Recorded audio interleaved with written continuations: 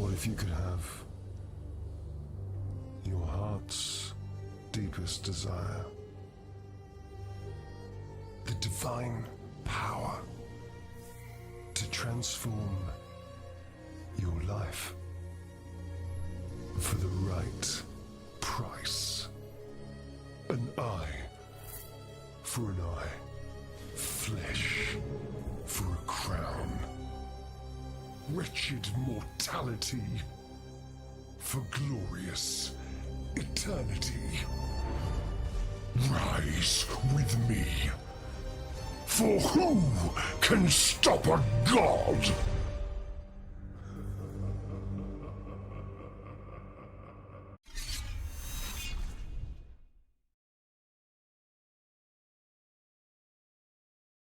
Hello everyone, and welcome to another session of Vecna, Eve of Ruin.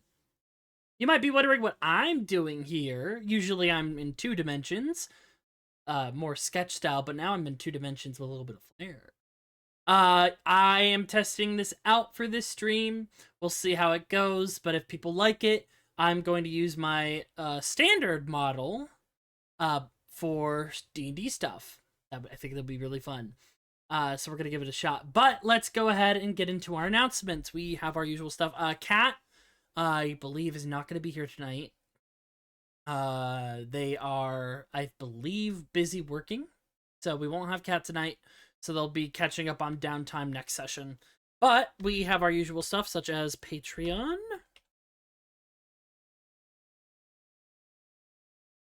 Which I have one of those, patreon.com/theworldofnull, where you can find all of our custom content. We just released the Hexforged Sorcerer, which is awesome. Also, if you don't want to join, but you want to get our homebrew stuff, and you don't like Drive for RPG or anything like that, we did make all of our posts purchasable for the subclasses, so you can just get a one-time purchase and own the content like that. It's an easier transaction.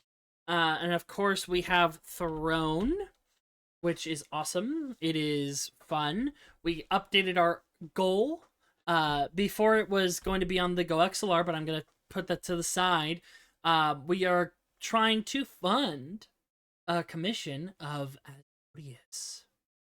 Because I don't like how people draw him in the official content, and my Asmodeus is very custom, so I made a goal for Asmodeus art. It will be done by Stormrider, who does some really amazing artwork. He's done stuff for Zach. He's done stuff for Brett Oldsmith. But yeah, that is a whopping $300 for a full body piece.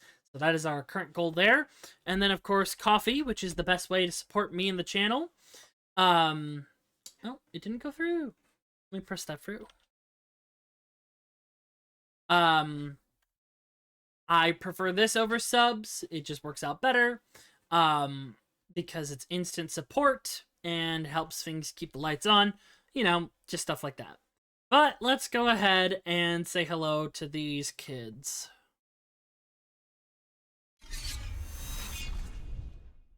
Hello. Hello. Oh, they can't hear you. Now they can. Oh, hello. Oh, hello. Help me. Please let me die. No. We're trapped. Also, this keeps us here until the next Eve of Ruin session. Also, Let me out of the basement. I figured having my model will also let you track my face game, so you know if I'm being serious or not. Bold, you Gotta just put on a assume I'm poker looking at face. face knocker. Because I forgot I run for Bold, nothing but acoustics, so... Bold of you to assume I'm looking at anything, anything other than the face. Oh, by the way... You think a bunch of acoustics are going to be making eye contact with your model? Well, here's the thing. Here's my strat. I won't look at the eyes. I'll just look past them, but I'll look in the general direction of the face. You I can look at tell the by forehead. my mouth expressions. Wow. Wow. Oh, that's the bot. That's the bot. But yeah. Hi, bot. Also, I will honor Lady Nakara redeems once per per D&D stream, because it is a bit of a setup to get it out and put it on. But that's what we'll do. Why would you tempt that? I have so many souls. Yeah, I was so but you've been tempted to do it immediately. but you're saving it for Catboy Nakara, aren't you?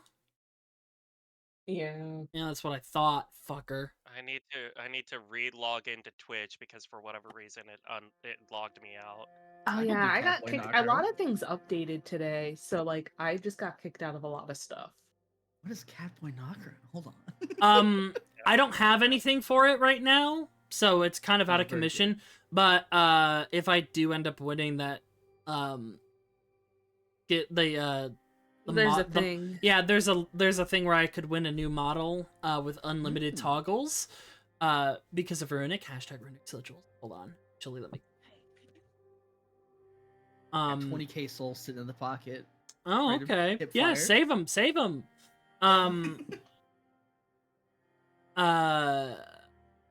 But yeah, what didn't happen last session? Also, Blake and Boy are like, it's the lighthouse music. It's the lighthouse music from Velgard.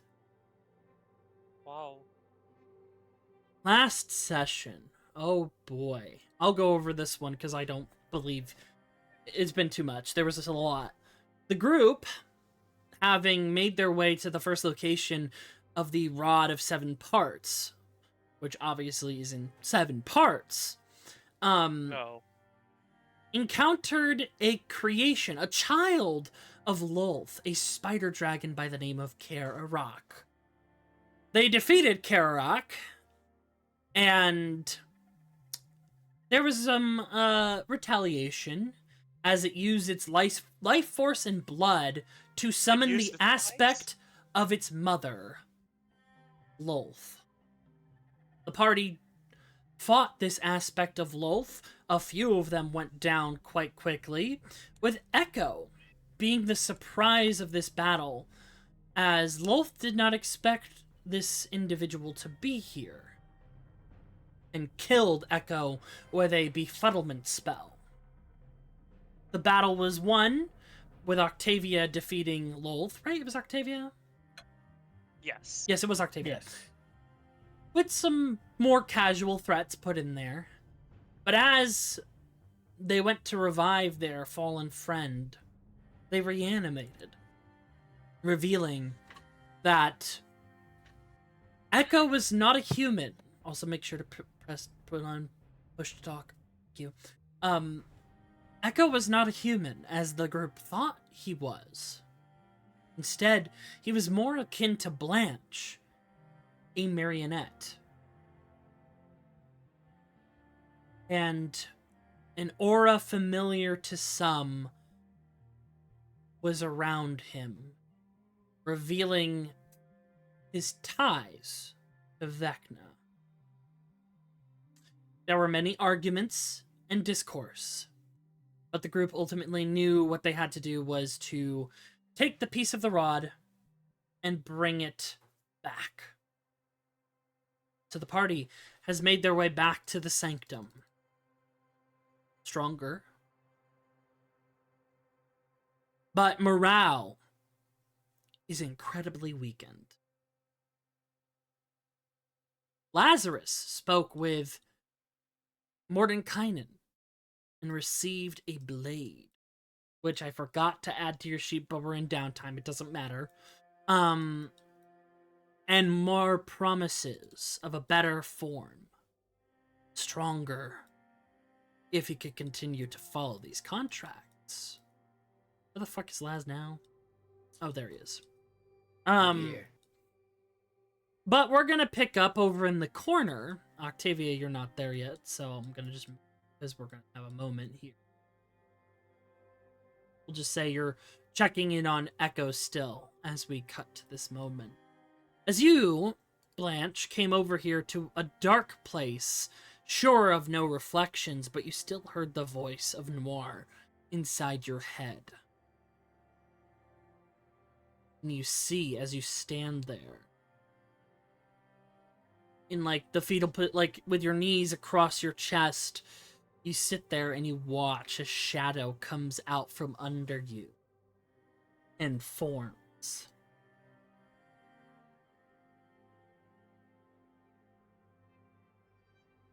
I don't think you understand. There's been some changes. You can hide from the light, from the mirrors, from your reflection. But there's also something you forgot. I am always with you. You cannot drown me out anymore. The stronger you get, the stronger I get.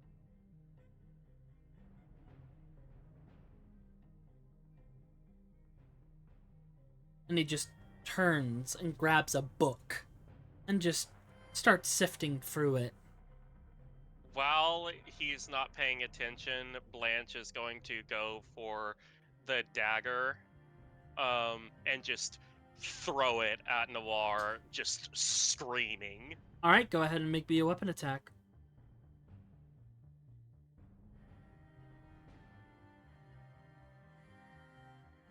Should be on your sheet. Yeah, that An that 8. tracks. Go ahead and roll with That- advantage. Interesting. Okay, where is it again? It's the same roll twice. Damn. That's hilarious. Roll Yeah, damage for me. honestly that's fitting. Go ahead and roll the damage. Okay. You throw it, and it doesn't go in as deep as you thought. And you feel a sinking pain where you threw the dagger. You see it impacts his shoulder, and you feel your shoulder. Ah! I think Blanche winces for a moment before he just starts laughing and says, Oh, this is marvelous. I could just take you down with me.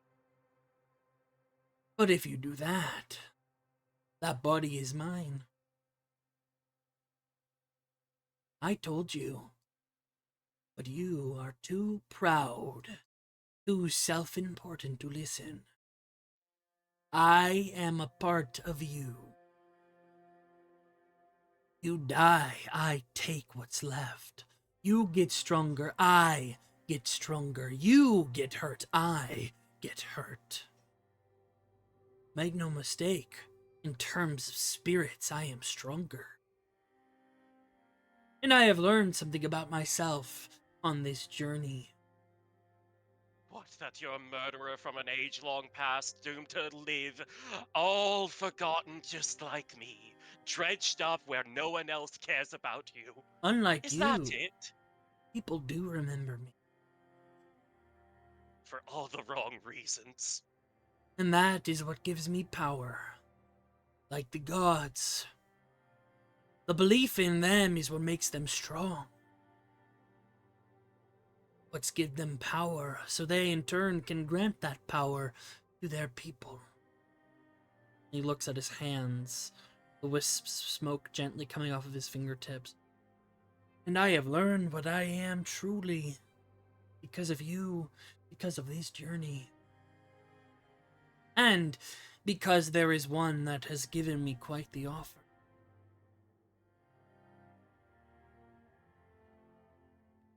You're a shadow that should have stayed dead. Many believe that, yes. So did I for a time.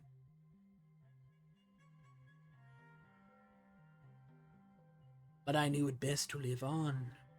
Which is why I tried to take your shell when it was made. It failed mostly.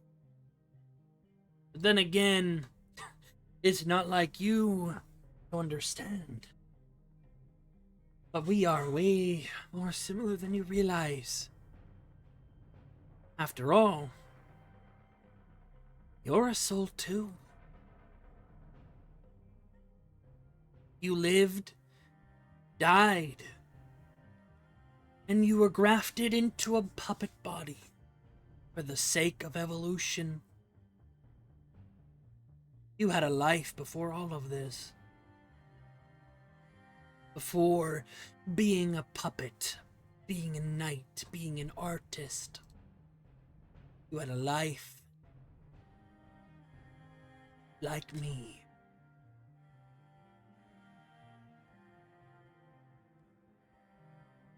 Doesn't fucking matter. You were quite the character. For someone who wants to die, you sure wanted to live. Shut up. Just shut up! Go ahead and wallow in your self-pity, but in the end, you're no better than Echo. You're the same. I'll continue to talk with the mole. After all, you seem like you're doomed to fail, so I might take them up on. Know this. There is a traitor amongst you, and it's not Echo. Wisping into the shadow once more and receding into your body. And you feel yourself Blanche. healed again. Blanche just falls to his knees and just sobs. And Octavia, I will say, because of the magic of this place, it is hard to hear other people. There are runes all about to keep sound. So what Blanche was yelling and stuff like that, you didn't really hear that, but you have good senses because you're a blood hunter. You come over, and at the last second, you see Noir. You see him standing there, and he looks at you and points a finger at you. Why am I masked? Oh, I see, Blake. You chose violence. Yes, I did. Gay ass.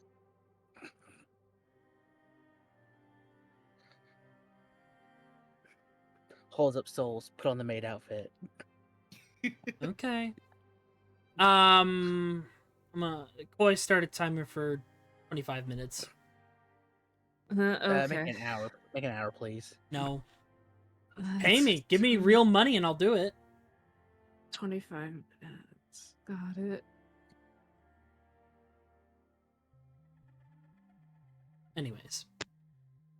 You come over and you see Noir and he kind of does the finger gun to you and winks and then he disappears into Blanche.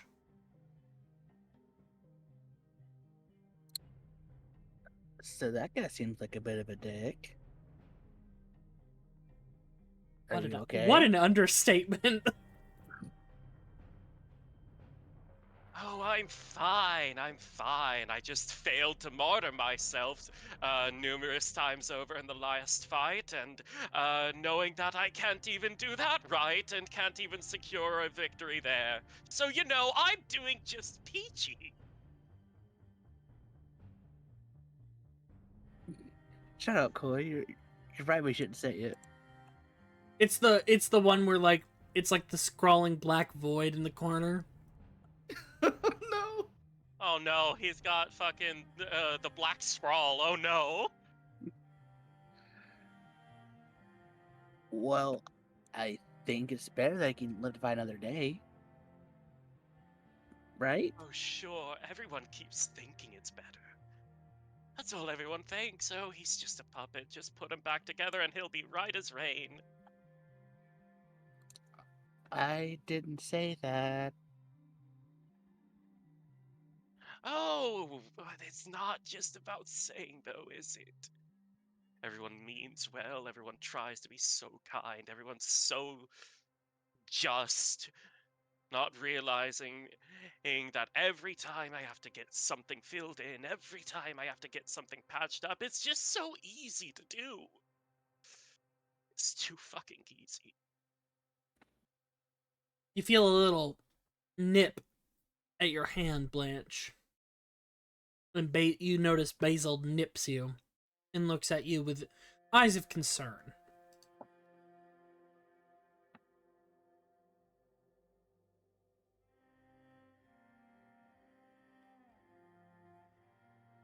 not the best at motivational speeches, but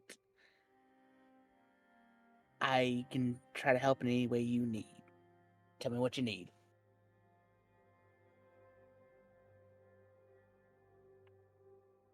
Needing break.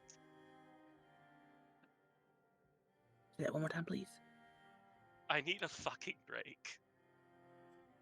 I don't know if I need to just rest for a while or if I need to be shattered and scattered to the winds. I don't know anymore. I can't. Even if I die, it means nothing. Because Noir still gets his way. He still gets to take what he already tried to lay claim to when I was first becoming aware. And I'm the only one who has any stakes in trying to save Salazar. No one remembers him. No one cares about him except me. So why is it that even though I know that my death is only going to make things worse, that I can't help but look into every dark corner, into every bit of cold water, and wish that I was still at the bottom of the ocean? Why is it that I still wish I lay drowned with the remnants of my fallen kingdom? Why is it that every time I try to do what's right, every time I try to do what's just, all I do is fuck shit up even worse? I don't know what I'm doing. I used to be the hero, Octavia. I'm just a sad, broken toy that should have stayed on the shelf. I think you're still a hero. That's fucking rich. At this time, Lazarus, you are also making your way.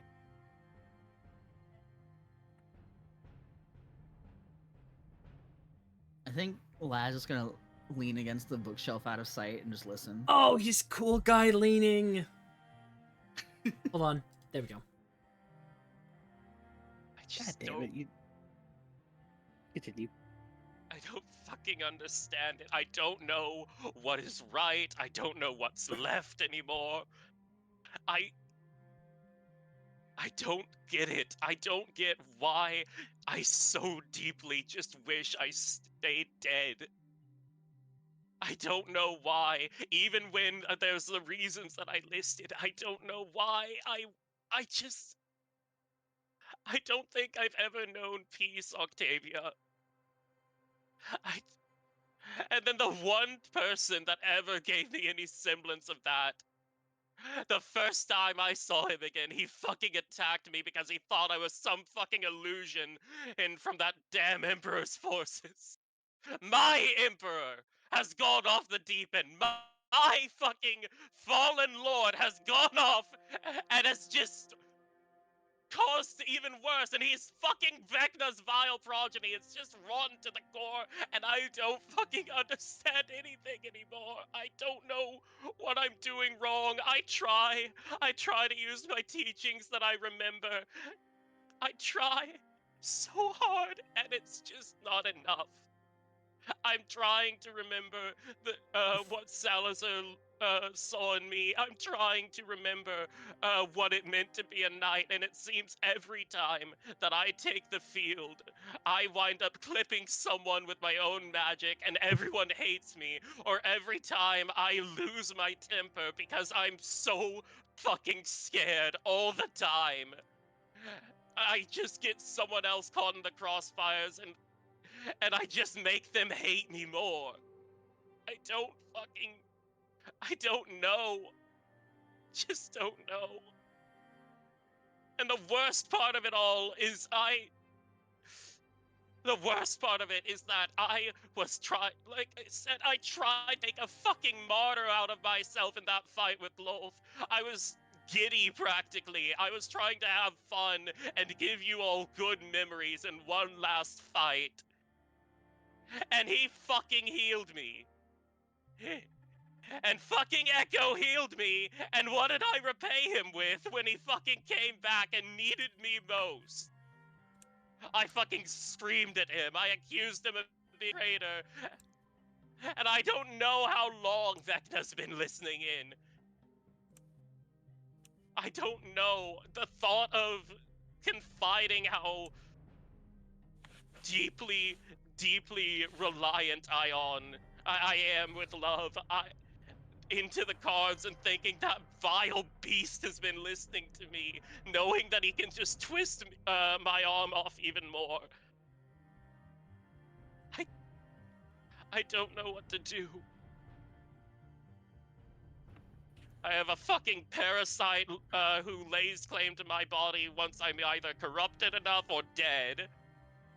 I have a fucking god of secrets and undeath who undoubtedly knows how fucking terrified I am at all times, despite how I try to not be. And I have a group of people who all I have done is make a fool and a bastard of myself around.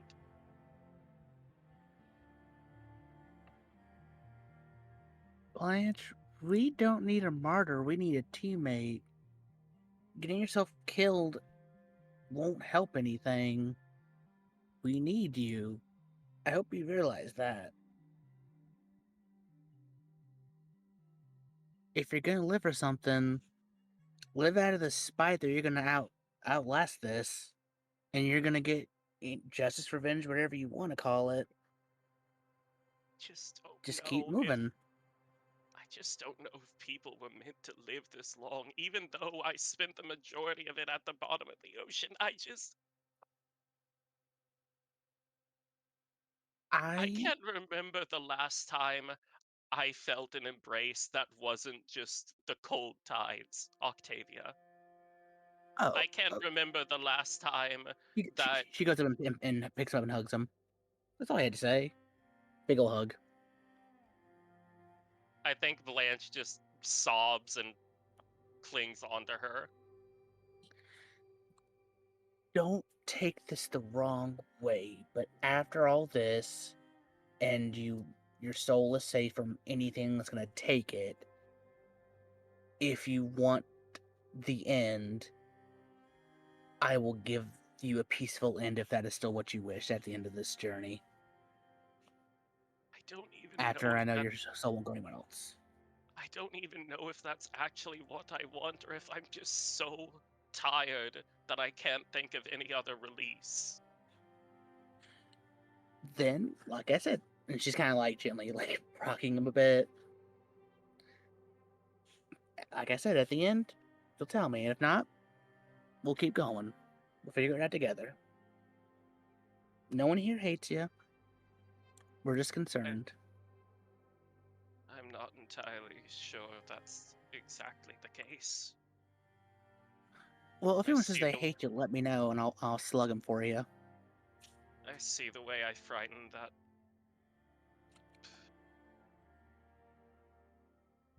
He sort of gestures vaguely. I see the way I frightened Vincent.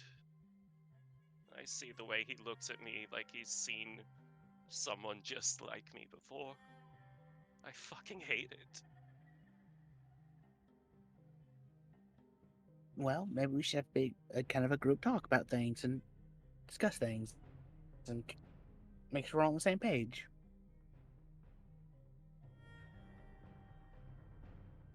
I don't know if I can bear to look at anyone here. Then just keep focusing on me then.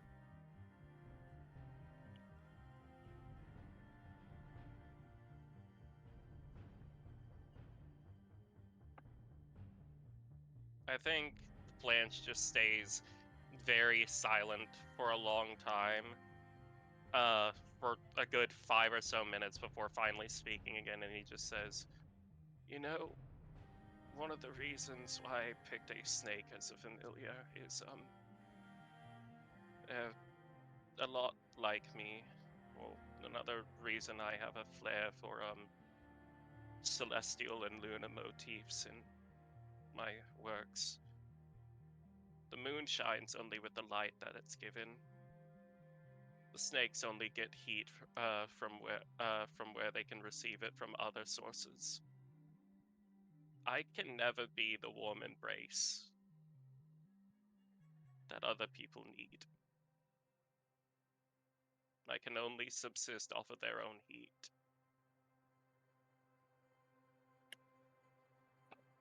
Well, I'll start knitting you a nice big fluffy coat and some scarves, and that way when you hug people, you'll give some warmth to them.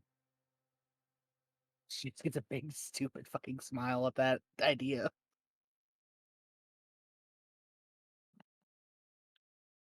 I never really took you for the creative type. I have my really bad moments. It's okay. I'm just I was always the run around punch things kind of dynamic duo, you know? Creativity wasn't my trunk suit. New challenge just dropped. Blake and Lapis stop making characters that immediately latch onto each other challenge. Hey, we tried a trauma bond. Yeah. No gay man is complete without his emotional support over 6 foot tall lesbian. All right. I think that is a good moment for both of them to kind of refocus and probably decide to go back up to the Sanctum Starscape. And as you walk by Octavia, you do see Lazarus just leaning there. Yo. So, I think Blanche pointedly tries to avoid eye contact with Laz. Octavia just watches quietly. Did I talk to you for a minute, Blanche? I think Blanche's breath or lack thereof sort of hitches in his chest.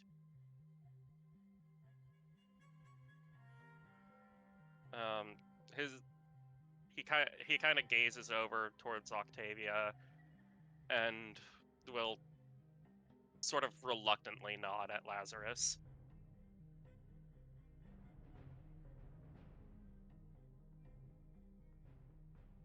This is now just the I corner where we all guess just... so. This is the talking corner? This is the safety corner. This is the This character panic development room. corner of the. Yeah. I imagine Every Octavia tries good like... bastion needs the trauma corner. It's like how I every guess kitchen so. you scream in the cooler. Yeah. I mean, the I light. don't think Octavia tries... This really is the lighthouse. It is. Yeah, I imagine like Octavia tries to do like little like leaning thing and kind of just ends up kind of like accidentally like moving the bookcase a bit. Yeah. Look. We just I need need it. to Now go I'll to just the say saving room. there's a light above everyone's door to mean they want to talk to you. Because that's actually how they do it in Veilguard Lapis. The light means the room is occupied. Love that. In Veilguard, the light, like your party members, they have their corners of the lighthouse. They have a lantern out of it, and when it's lit, that means you have a conversation you can have with them.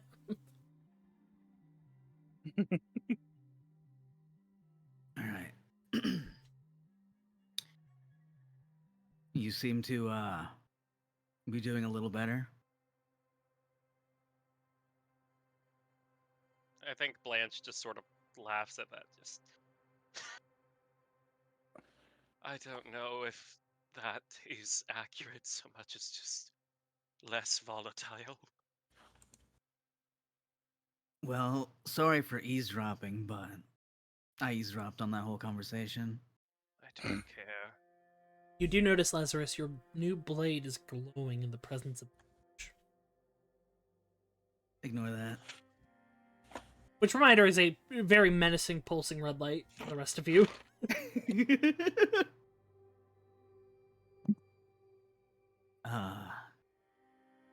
seem to think everyone here hates you?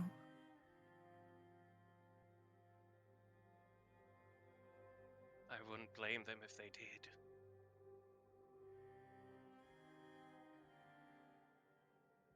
Look, I don't think anyone hates you. I mean, I used to be honest. But don't know, when I first met you, I assumed that you were gonna be another power-hungry mage, looking to be, I don't know, a god or something. But I sat down. Blanche shakes his head and just winces. And I think kind of instinctively takes a couple steps back and just says, No, I don't want to be like the Emperor or Atmos. No. And you're Never. not. Because I sat you down and had a conversation. And now I think you're pretty okay. Hell, probably the best mage I've ever met.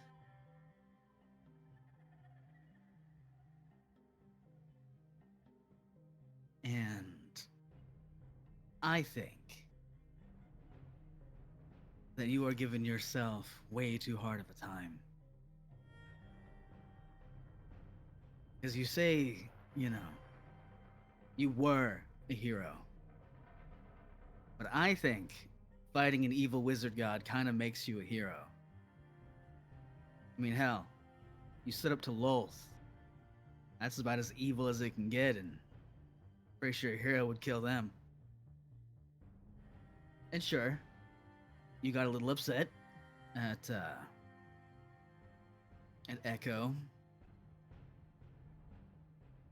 And I think, much like when I sat you down, we need to sit you, Echo, and Vincent down. Maybe just the three of you, or one at a time, whatever's more comfortable. And just talk it out. Communication.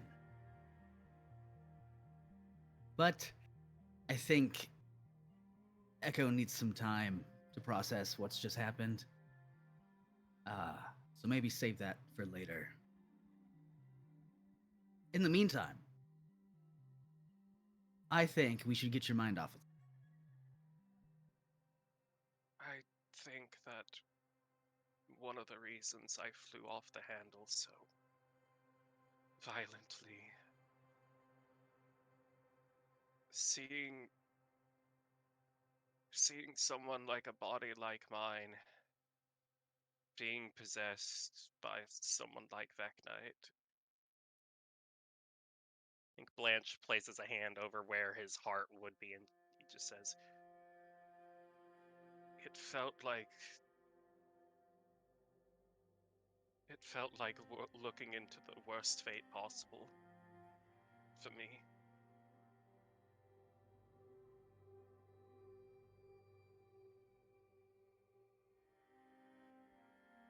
Laz will... Oh, go on. I don't dislike my body. I don't dislike,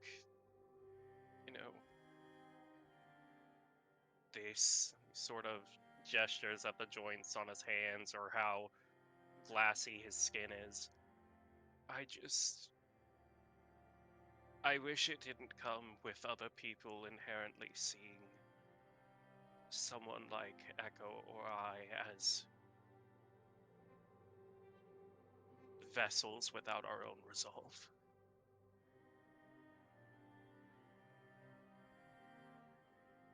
I don't know who I was before all of this.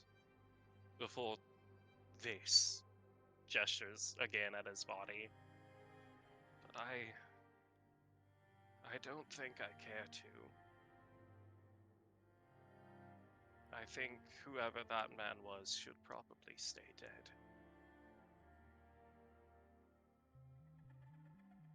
Laz will put a hand on Blanche's shoulder and say, I think so too.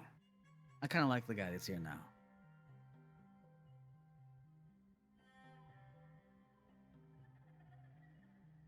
I think Blanche will I think without thinking, he just sort of runs a hand through Laz's hair and just says, You remind me a lot of him. Ooh. Red flag. No, not Noir. Salazar. Still Yeah, a red flag, okay. flag. Hopefully in a good way. Yes. In Um, a very good way. I He'll take his hand down.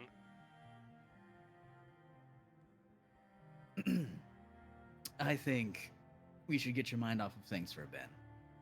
So, why don't we find some overly expensive wine? And you help me fix my prosthetics because these things are getting rough. And you said you would. I You also know an artificer in the back. yeah. If not me, then Stephen should be able to help. Also, while I I do, don't know Steven that well. he's Blanche will sort of unbutton his coat a little bit and show off the sort of glass chassis on abdomen joint and just say he put this together. Um, he I got bisected by Vecna before being teleported to Faerun, I believe it was. Hmm. He said he tried to put the abdomen joint back together, but he couldn't find repair materials, so he just put together a new one. Hmm. Well, as skilled as he may be, I have a distinct feeling you have a better sense for fashion. Uh, uh, maybe. It's not a maybe. I don't know. I quite think the whole uh, torso out looks good. New.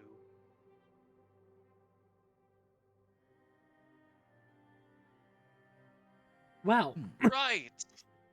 Um. Yeah. Wine.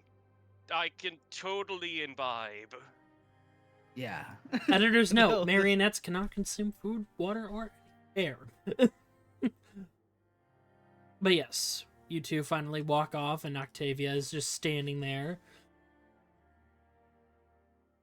Meanwhile, Lady Nakra, time is up. okay, yep, Bring her back. once per stream.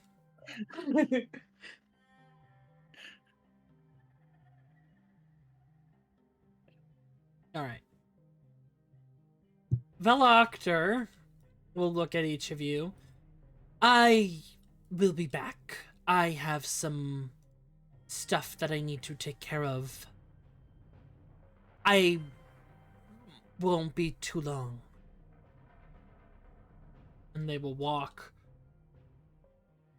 to the... wait, no, they're going to the wrong place. They're walking to the die. They go over to the die, and then they teleport away. Oh, it's not like Blanche had a cold. Hope they feel better. Yeah. I mean, I did pretty good. I did pretty good I with will that. say Echo is not in the room when you guys come back. Oh yeah, no, Like, Echo left while Veloctor was still there. Mm-hmm. Yeah, Veloctor would have let you know that they had to go check on some things, and the die has been updated to be able to help people get around a little easy, but it's not recommended to keep using it, mind you. Because that can get tricky. But we're just saying Vel's taking care of some personal business. To the Starscape, I did something cool. As you can see. Oh. All your rooms are labeled. Oh, look at that. So we know who goes where, and we don't mix them up. You switch Vel and Vincent's rooms. It's okay. It's okay. Yeah, switch those. Eldon stole my room. No? Oh, I don't remember where people were, but I just auto set you guys to new rooms. Vincent specifically wanted the Oh, double yeah. bed. You wanted the bunk bed? Yeah. How would you do Where that else to are you yourself? gonna put the body? The body. Gotta hide the body. That's It a even has nice a great quote. place. It really even has a nice closet for all the skeletons. Don't worry, I'm gonna be Boo. giving you the body bag of holding soon, Astiel, because Oh, I hate that. it's I love actually that. an item in the content that I was That sponsoring. sounds amazing. It's called the body bag of holding, and it can hold bodies. Yippee. Say it ain't so. Yeah, it's got like I think it's like also it helps for terms of revival. Like I think it Oh suspends. yeah, I mean you could store a Yep. person in there and Mhm. then bring them back out. and- That's like I think that's the Perfect. main use for it, aside from the grim stuff, is that you'd be able to put your allies in there if you don't have if you don't have revivify, which I think is really neat. Toss him in the freezer. That would work so well with Vincent's skitter legs. So even if there's a TPK, the skitter legs brings Vincent away, and then Vincent has everyone in the bag of holding. Rydell is going back to his Oh, that's great. amazing couch bed. Because Krydel doesn't sleep, he trances. Because I keep forgetting, like, the only elves in the group are NPCs. But yeah, Krydel's just sitting there. He takes off, like, he's in his more comfortable clothes, so he's got the tank top. It's a compression tank top, and then he's got the black band across his left forearm. Like, it goes from the wrist to the elbow. It covers that whole skin. And he's just sitting there doing maintenance on his daggers. Because he did stay behind.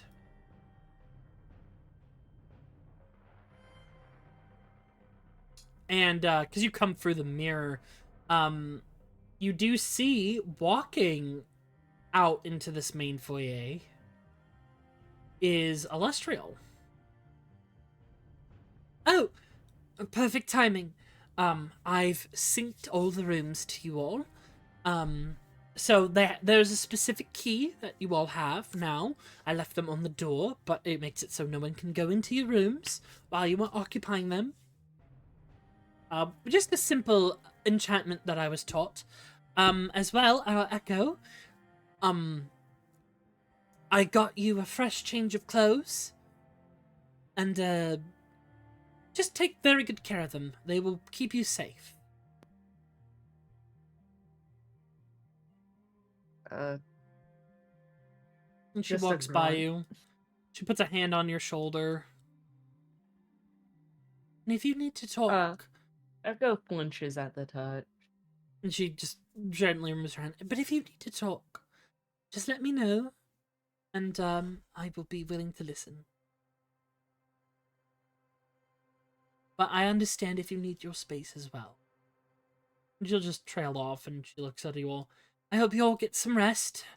I've worked on how time flies in here. You'll have 3 days before you need to go find the next piece.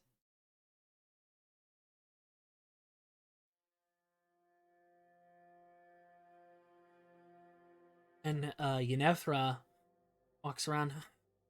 This is a pretty good space. Certain.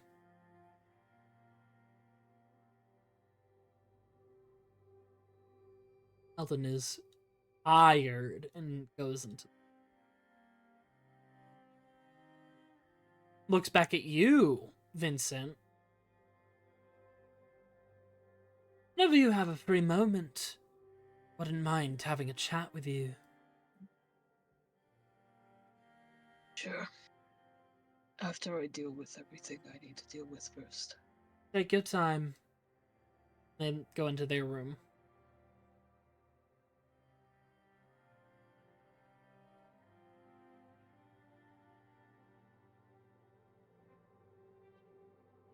Yeah. Echo just walks into their room. Yeah. Sleep roll just waddles behind. Which, yeah, walking by you, Vincent, is the dog-sized sweet roll who's, like, waddling. Just imagine. When you see the Show the art, art. yeah, I can't yet. Okay. But, yes, on the bed, folded neatly is some nice clothes, black pants with gold trim, black leather boots with some nice trim and like metallic pieces to them. And then there's a coat, and it's folded, and there's a note on the top of it, and it says, "This will keep you safe." And it's signed with Illustrial's writing, and you open it up, and this is a almost like militaristic like coat, but the inside of it is a starscape. And you put your hand up to it, and your finger goes through it and into it, and you pull your hand back out. You definitely sense that there is some magic to this coat. Well, yeah, if it has a starscape, I put my hand in it. But in your current mental state, the magic item is inactive. Yeah, Echo will kind of just stare at the stars in it for a while, and then will drop the coat and will walk over to the mirror, and he's going to grab a part of the like skin and tug at it a bit. Does it hurt? No, and when you look at it, it's not even skin at this point. It's more like paper. You sense that the enchantment / glamour that was at work for both you and others, the perception, this is long dried and decayed skin. Ew. Okay. Just gonna start tearing it off and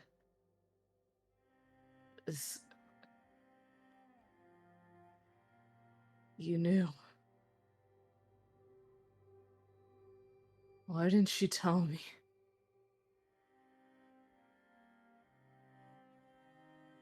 Are you even really a god? Or just some tool?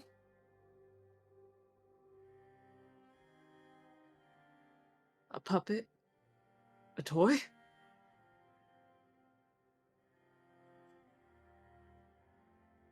Are you even listening now, or are you just sitting back and laughing? Nothing in this immediate moment.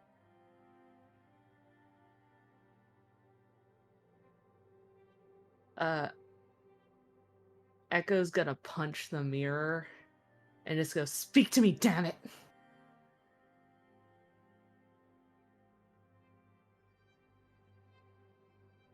He's just gonna keep tearing it off, and he's like, "This is what you wanted, right?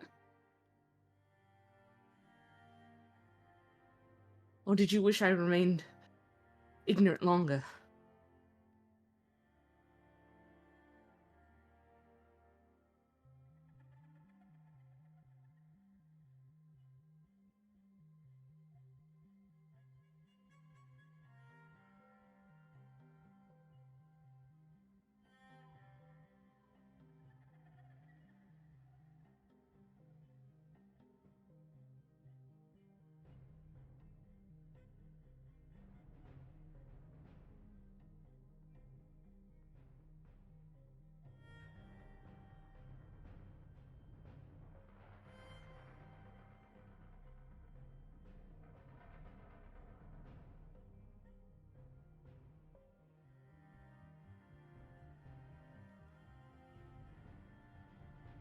And your vision goes pale. I mean, black.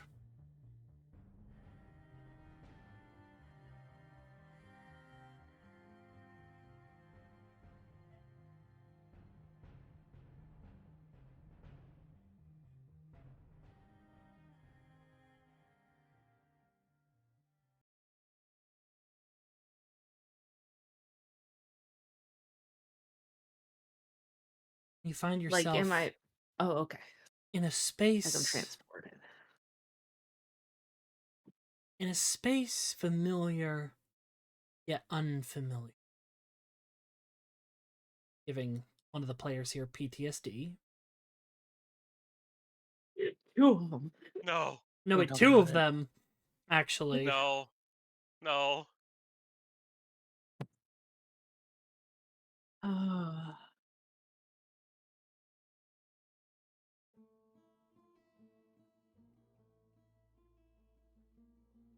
You find yourself in a cathedral.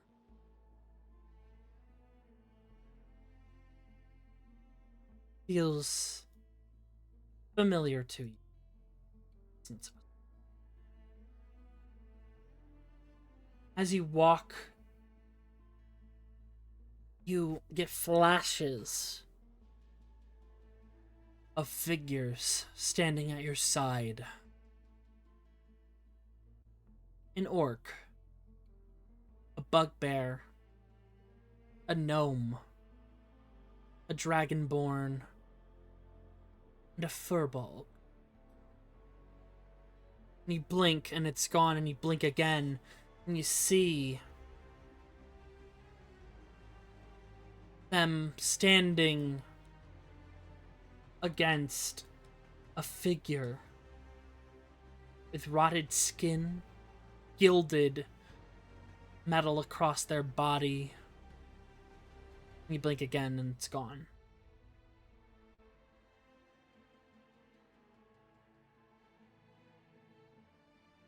I see you're starting to remember. You see, just standing there, looking at the book on the pedestal.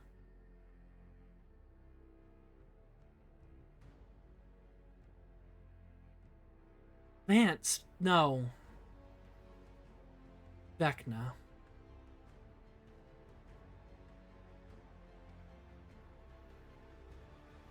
What is this? More games? No, not in the slightest.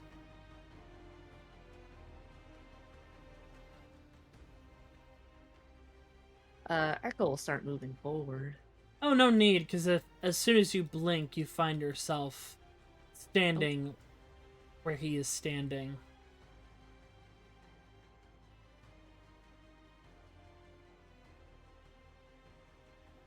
Don't worry. The sigil is not functional. This is merely memory, not reality. Am I supposed to believe you? Yes? But also you're supposed You- to believe. You lied to me. I did not lie to you. I never told you anything to begin with. You told me you were my god.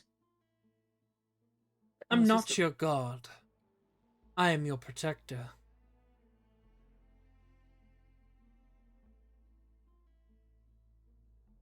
And I am not a god.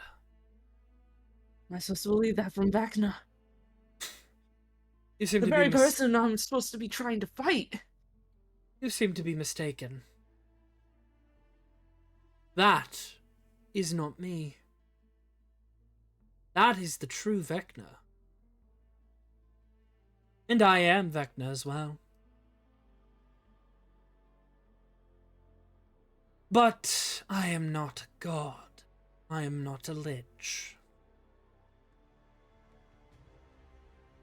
When Vecna decided to ascend beyond mortality into immortality and lichdom, he discarded many things. But most importantly, he discarded me. Weakness leaving the body. Doubt. Fear. Anxiety. Pain. Loss. Sadness. Happiness. When he became a lich, he discarded me. Allow me to properly introduce myself. I am Vecna, the aspect of humanity. You get flashes of a tender moment between this Vecna that you see before you, young, human, alive, in his purple and gold robes, sitting across the table from a man who he is in deep conversation with. There are many feelings. You feel them too in this moment. Happiness, joy, most importantly, love.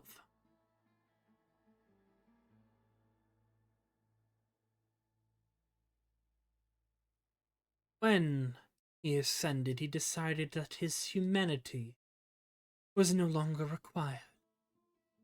And thus I have existed, my own sanctum, in the astral sea, drifting without power.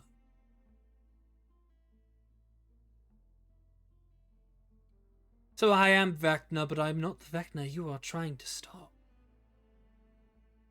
We're two What's your separate... goal? To be a thorn in his side. So I am just a tool. No, you are something he wants to possess so badly. You are important to Vecna and myself.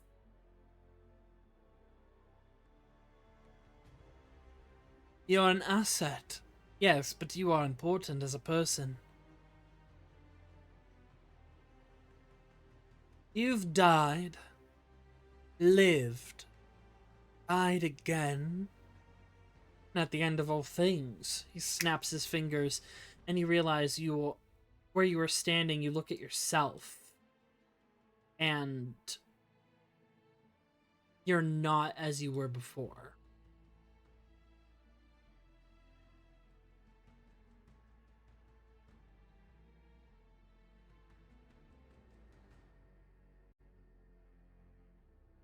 You were his puppet, and now you are his unwilling puppet.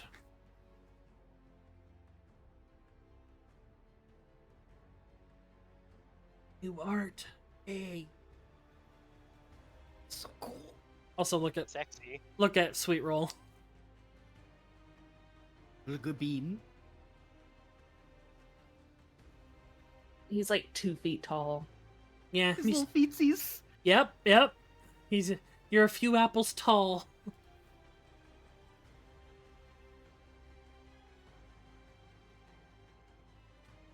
And as you've surmised, you are not whole, but you have me to thank for this. He gestures to your body. I saved you. You're welcome. And he just Saved me. walks with the book in hand and he's reading through it. Yes, I saved you.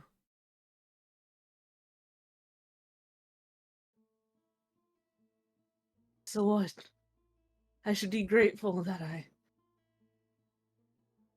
I've been brought back to just be another puppet. You're not a puppet.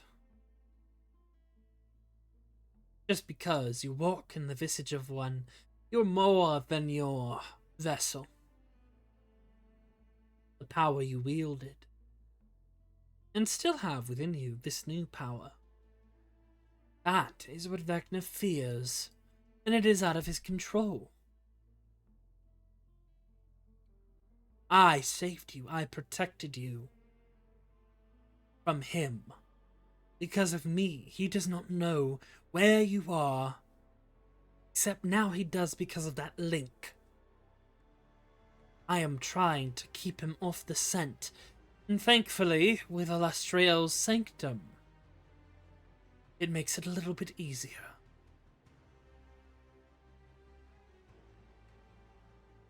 He cannot be aware of you or your allies in what you do. So I am protecting all of you from being seen by him. You bear the gift, but not the bane of it.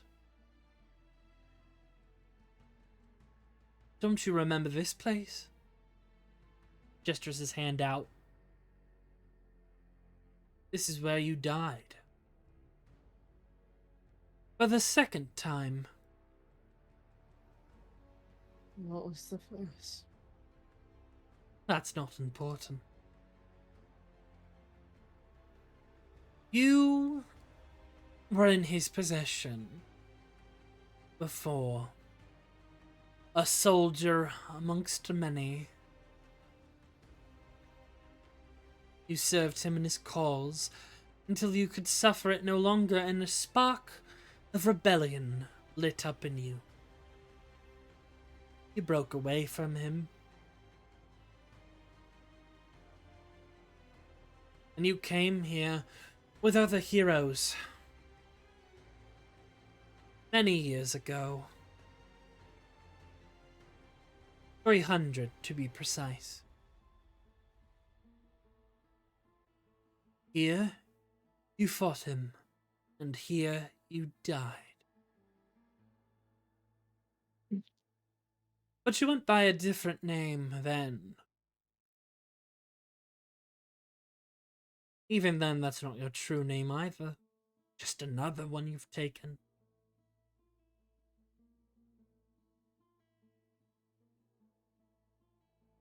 From all that you're telling me, it just sound like Vecna's plaything. You were, but you rebelled. You fought. Because of you and your allies, you dealt him a great wound that he cannot recover from still. His avatars have been weakened. Because of that gnome fellow. Nikon, I believe his name was. You get scratches of a memory of a gnome with blonde hair and a streak of pink through it. Who, in this battle, was struck down by Vecna's magic and died. Echo grips his head. And worse, you get a flash of another memory. Allies in mid-battle. Vecna points at you, shooting you with a green, deathly magic, and disintegrating your body.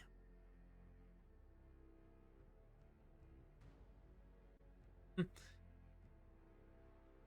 you remember now?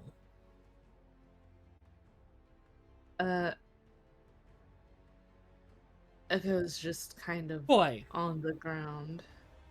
Yes? you now remember your memories from Don't Say Vecna. Only the tower. Okay. Okay. Hey, Blake, did you guess this?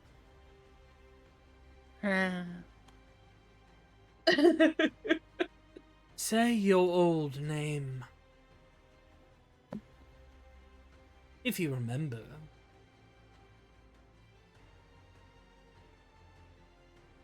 Chose the name Quentin.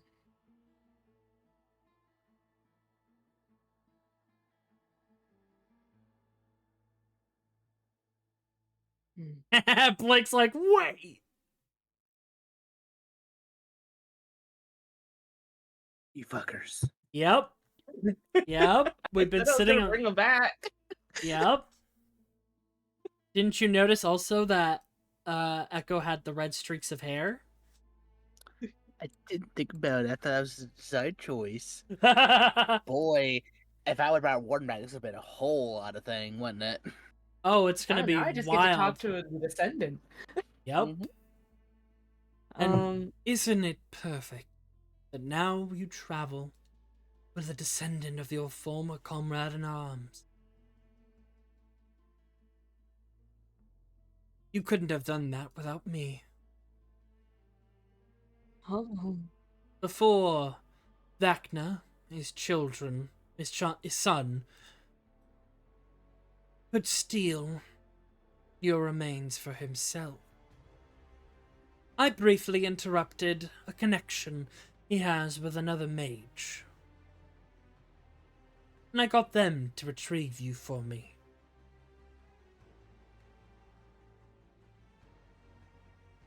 And then I needed a vessel for you. What better than a constructed body?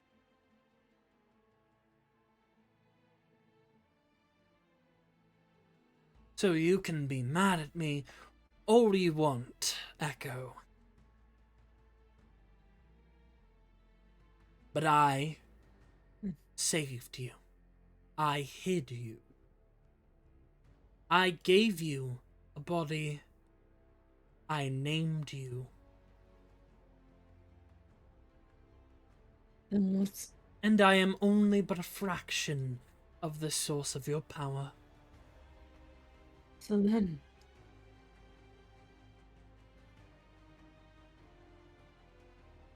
Why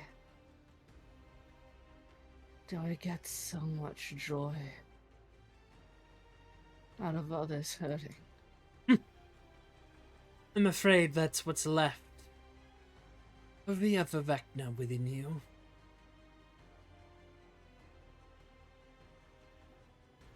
And a little bit of my old self.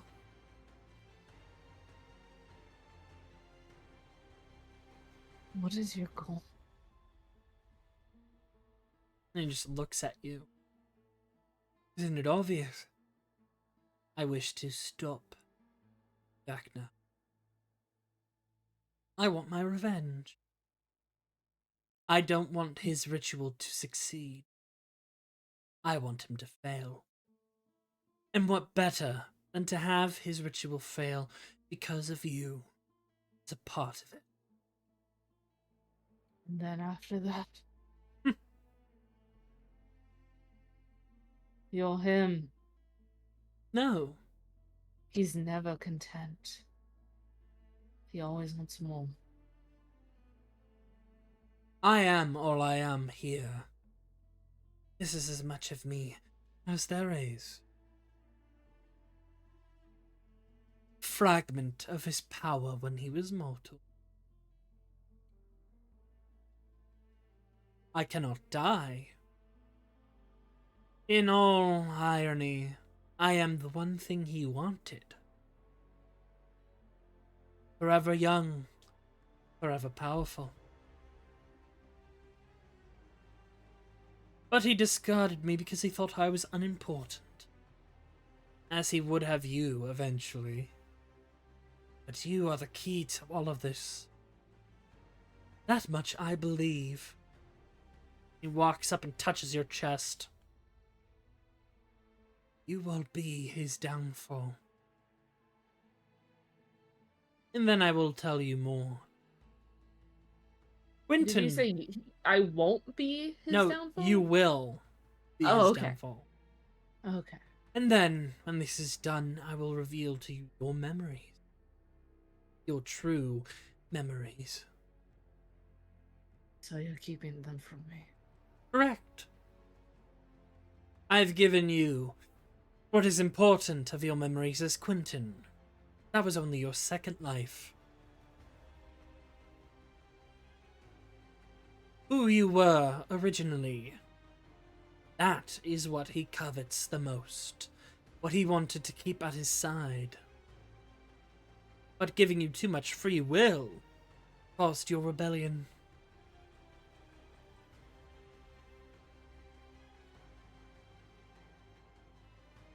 And he just trails around you. But I will continue to help you grow. I will continue to keep you and your allies away from his sight as much as I can. But I cannot keep you from his general, Lord Soth, Ixratu Ka, and the others. You will still have to deal with them in time.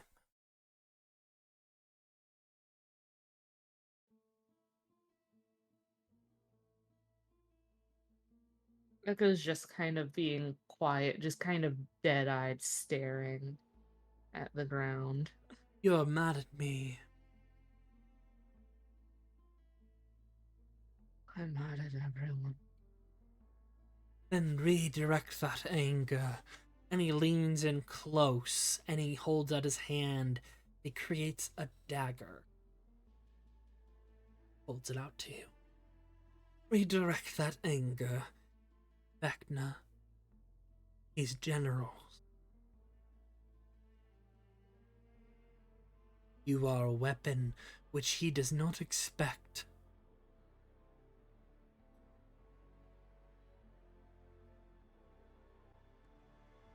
I suppose I should lean into the urges that he gave me. You can if you want.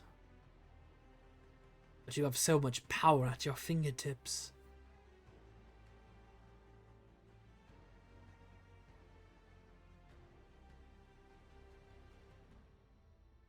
I want to see Vecna destroyed. I want to see all those that follow him willingly crushed beneath my boot.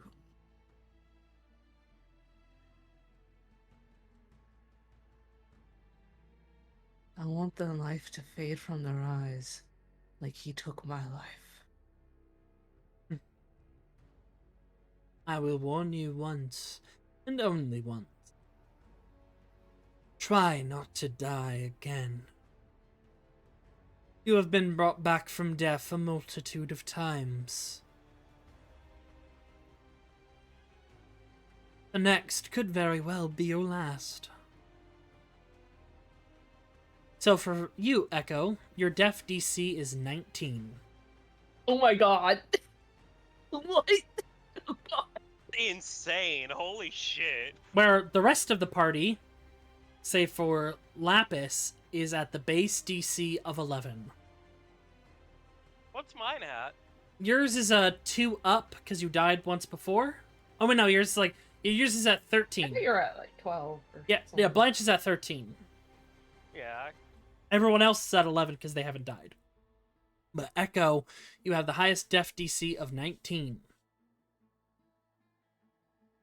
you I got fail- put on insanity difficulty, got it. If you fail, you are gone forever. Okay. And then I'd just have to rebuild. Try again.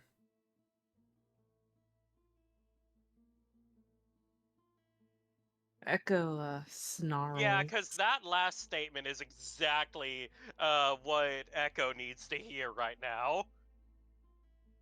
Echo will snarl and just snatch the dagger out of his hand, As you do. and will just say, I won't fail. As you do. You feel the power well at your fingertips. And you stomp your foot. And around you, 6 stars appear. Poof! These minute stars, and they swirl around sharply and lash out at Vecna, and he jumps back. I see. But not without your surprises.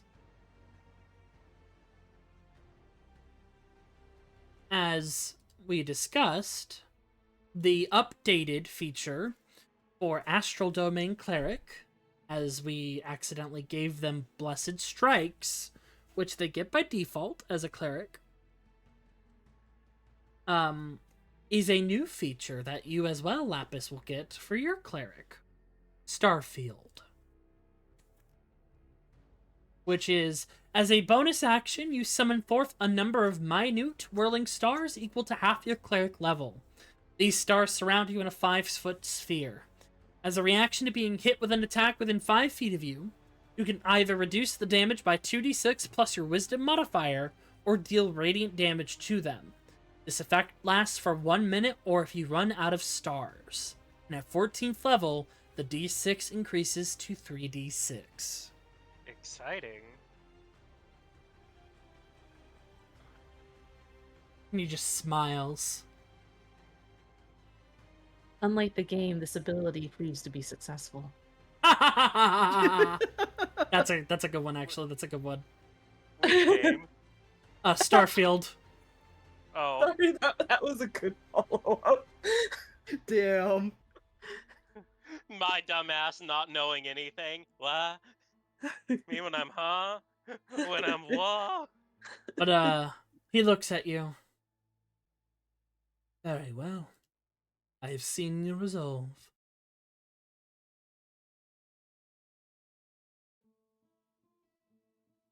And he just walks forward to you once more. But don't try anything that you would regret. You can hate me all you want. You can dislike me, disagree with me. But I am your protector. Without me, many would be at your neck. Many would wish you dead. Just look at Blanche.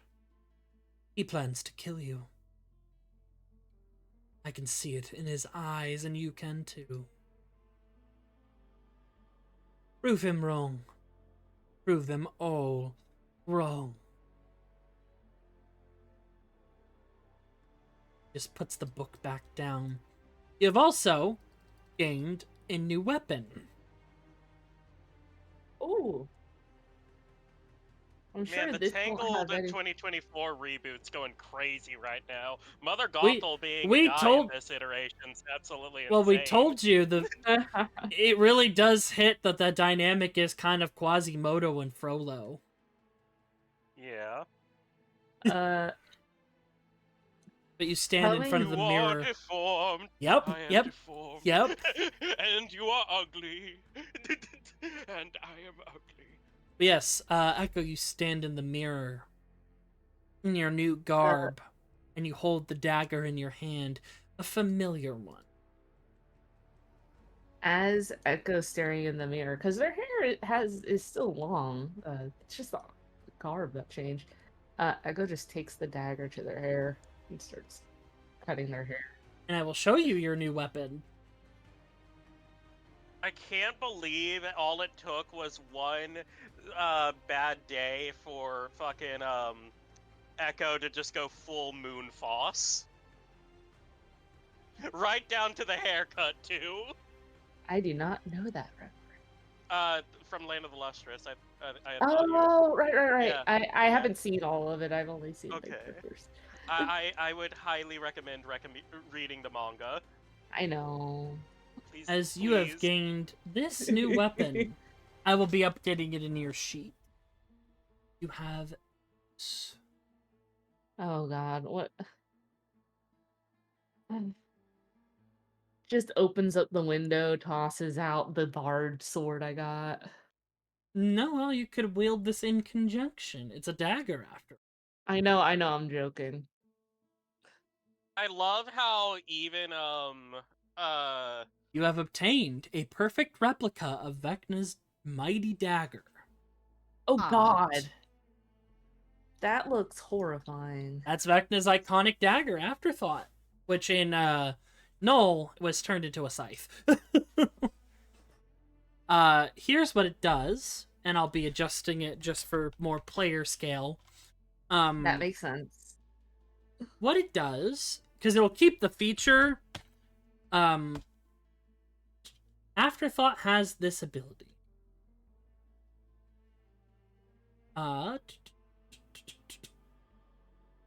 It uses your spellcasting modifier to attack, and it is a +3 dagger. Okay. It deals 1d4 piercing damage and 2d8 necrotic damage. If the target is affected by any form of necromancy magic, they take an additional 2d8 necrotic damage at the start of each turns. Ooh. Oh wait, no, okay. hold on. Wait, I might be looking at this wrong. Wait.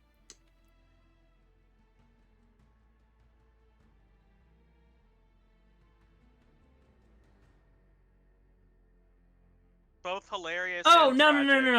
I got it. When you attack someone with this, you can mark them for entropy. And while they are marked with entropy, they take an additional 2d8 necrotic damage at the start of each of their turns. It's a DPS dot.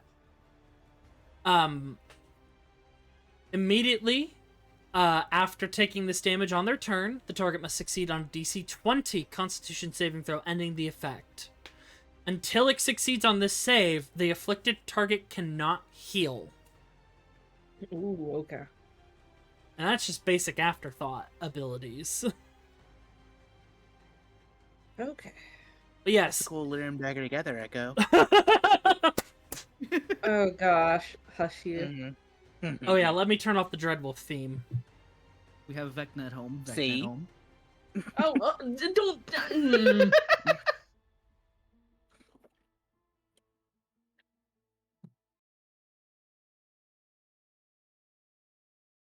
While you boo me, I'm right. Just looks over at. I'm looking at you, Jonny, cyberpunk edge runner. My favorite thing about this interaction is that, like, even the supposedly good side of Vecna is still straight up being like, yeah, you're that teammate that yelled at you real good, he wants to kill you. As a He's gonna kill you. I would like to also remind you that Vecna was a human when he took over Orith.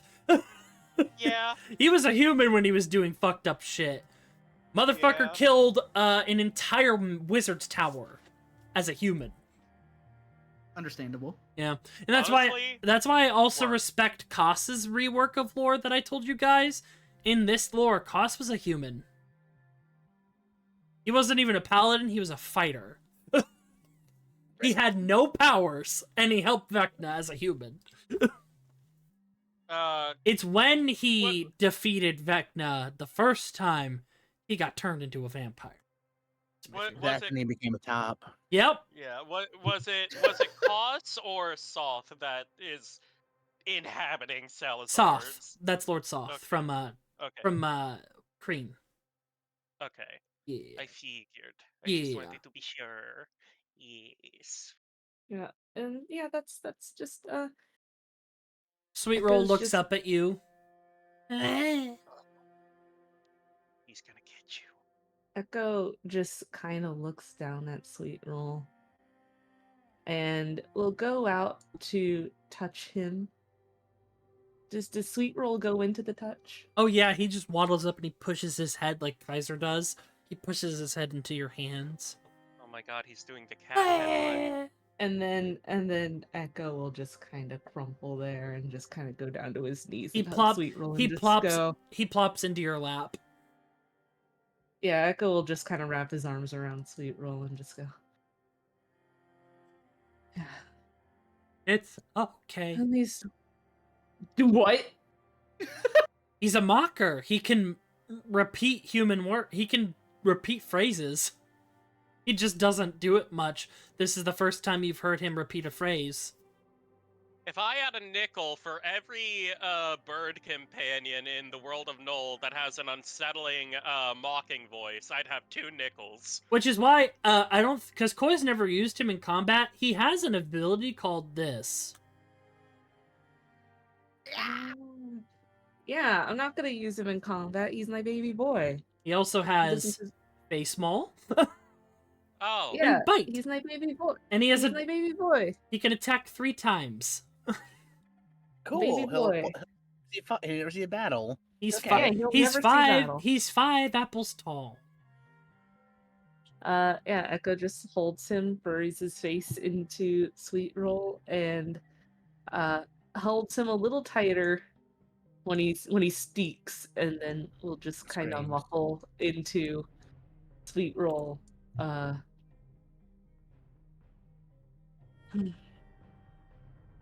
least I know one person who's always missing it.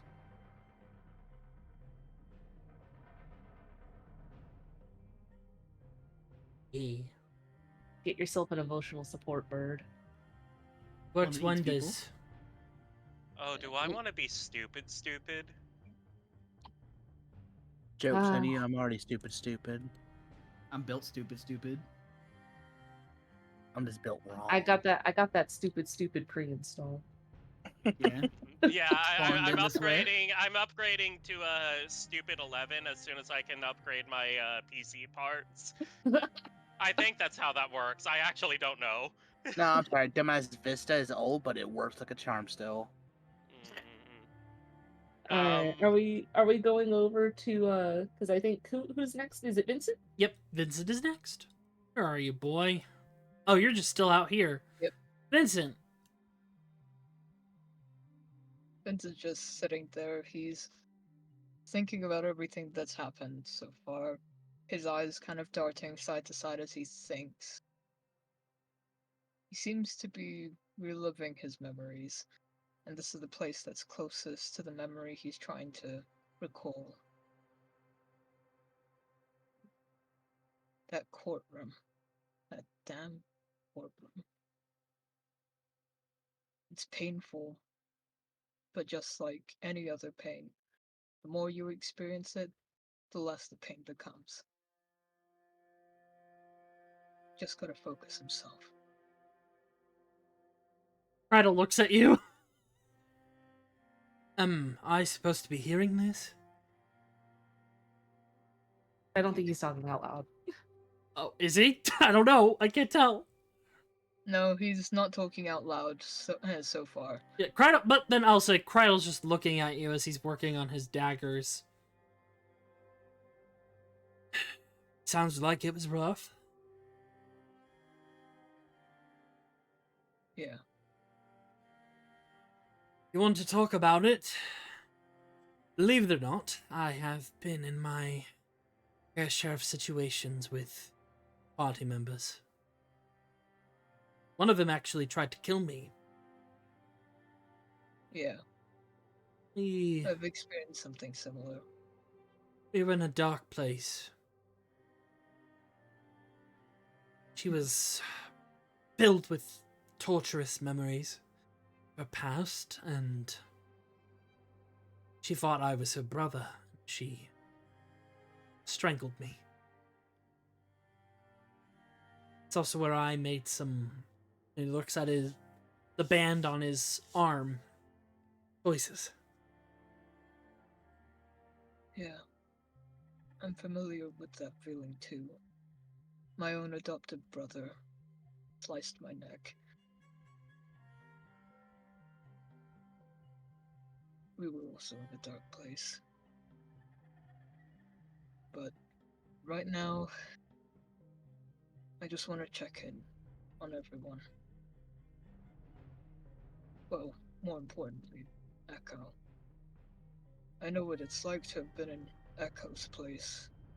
Persecuted without reason, having to deal with your entire identity imploding around you, while no one stands up to help you.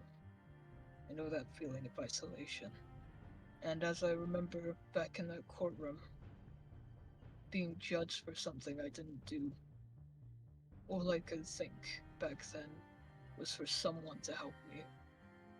I didn't have a voice back then, or someone else's voice to support me. So I wanted to give that to Echo. And sometimes that's the best you can do. You do what you can. Take care of your team. Yeah. Sometimes it can cost you more than you think. Looks back down at his arm. But in the end, those costs are worth it. They can continue to thrive. Be safe. It's all I ever wanted for my team as well. But even then, something comes knocking. It always does. Dealt with I'm gonna go check vampires that. and mind flayers, demons. We always came through. And so will you. Yeah. I suppose the only difference between us is, I guess I can say it's my group's fault that something always comes knocking anyway. We all threw away something in the pursuit of sciences for our end goals. Yeah.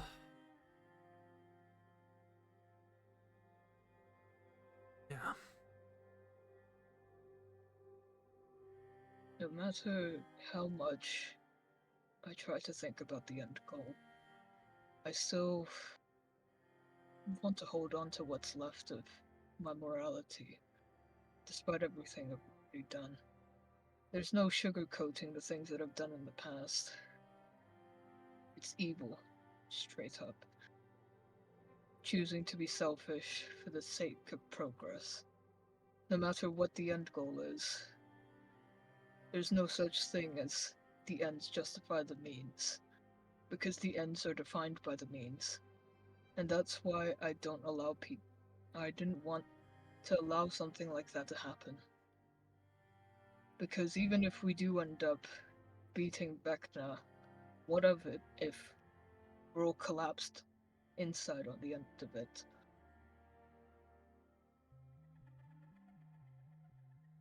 I've had to deal with so many situations where I thought it was the end of me. But it's happened so many times where it happens, then I get back up, keep moving forward, get broken down again, then keep getting back up. And each time it feels a little easier than the last. So I want to keep going.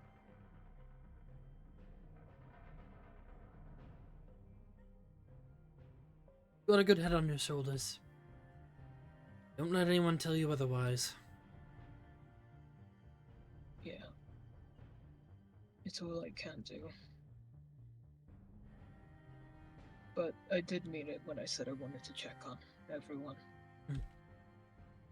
Won't stop you. Go ahead.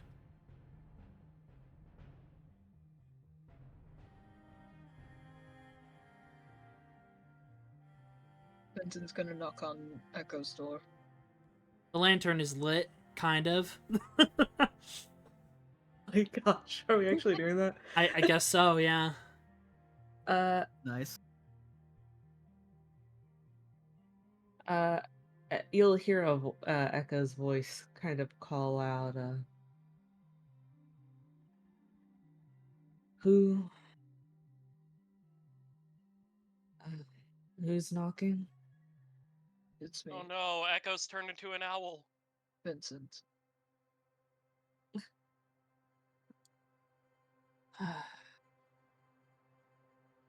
Sigh, some shuffling.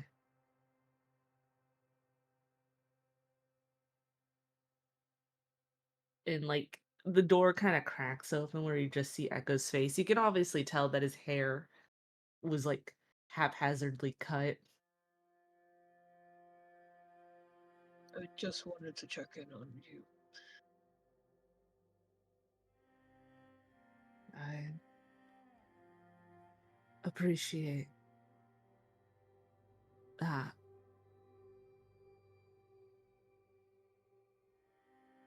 I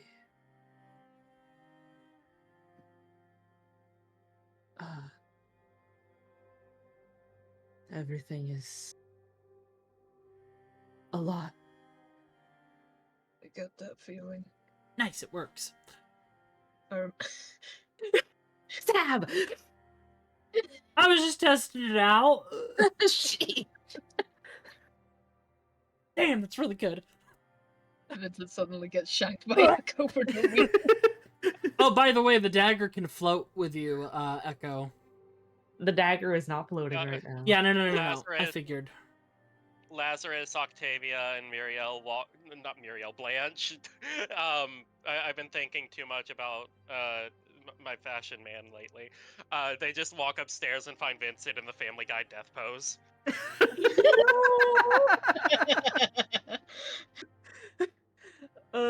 Yeah, Echo will just.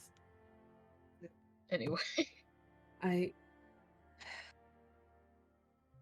I know it's a lot. As I said before, I've been through something similar. From start to even right now. May only be 28 years old, but I've lived through a lot. And a lot of it lines up with what I think you're experiencing now.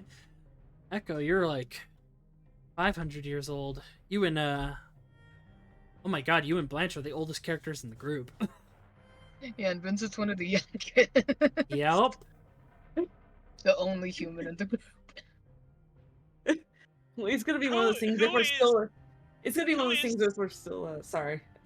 No, sorry, you go ahead. My I bad. was gonna say it's gonna be one of those things if we're still adventuring and Vincent's like an old man and I it's just can gonna still be do it. like Echo being like, "Come on, kid."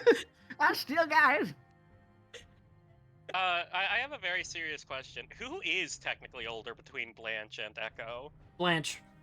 I mean, no, wait, hold on. You guys are kind of tied. Yeah, because Blanche is in his You're definitely mid 540s at the yeah. I at think the least. you got 100 years on Echo. What? Blanche has 100 years on you. Oh yeah. Because remember, yeah. Quentin was Yeah, a you're right. You're right. Quentin was a reborn, so he was alive for a long time as well. True. He was alive for the whole War of Ash and Death up until its end. Yeah. Echo will just kind of look at Vincent and just kind of go, a lot of things are coming back to me. You hear a small thump as you see Sweetwell waddles off the bed, rolls, and then just gets back up and just waddles over.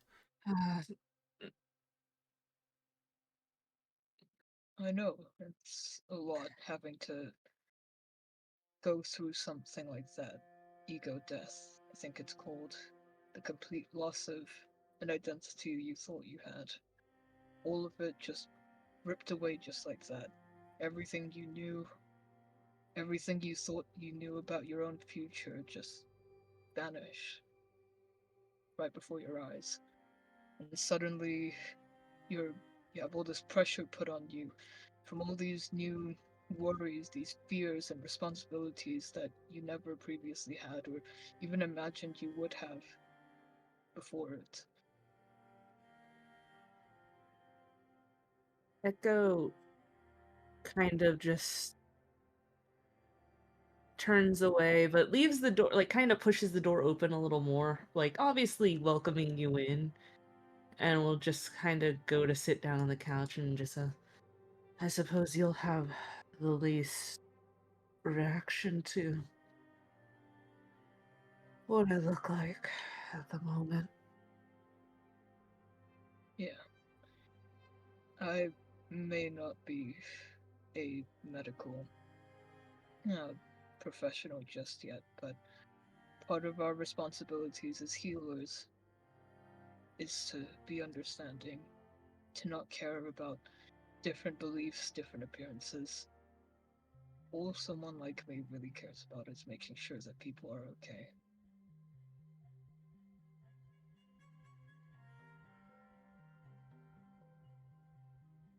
It goes quiet for a little bit, and then we'll just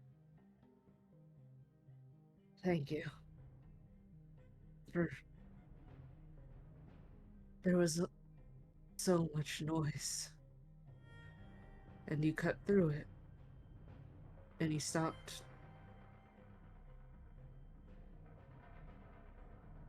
I'm glad I could be of help.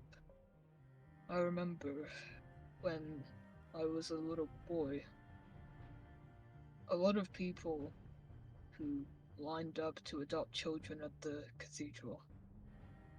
They looked at me, and at best, they thought I was a weird, ugly kid.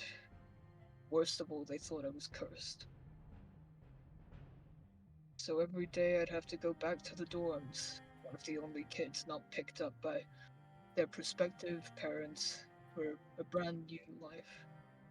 I was the only one, and every day I'd have to think about my own identity. Was I really cursed? Was I really this horrible thing that people labeled me?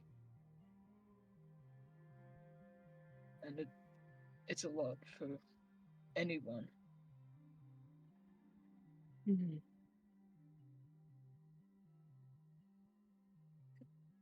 How are you not I am angry? sweet roll. Sorry, I couldn't hear you over. No, okay. Sweet rolls. He rolls over to the couch.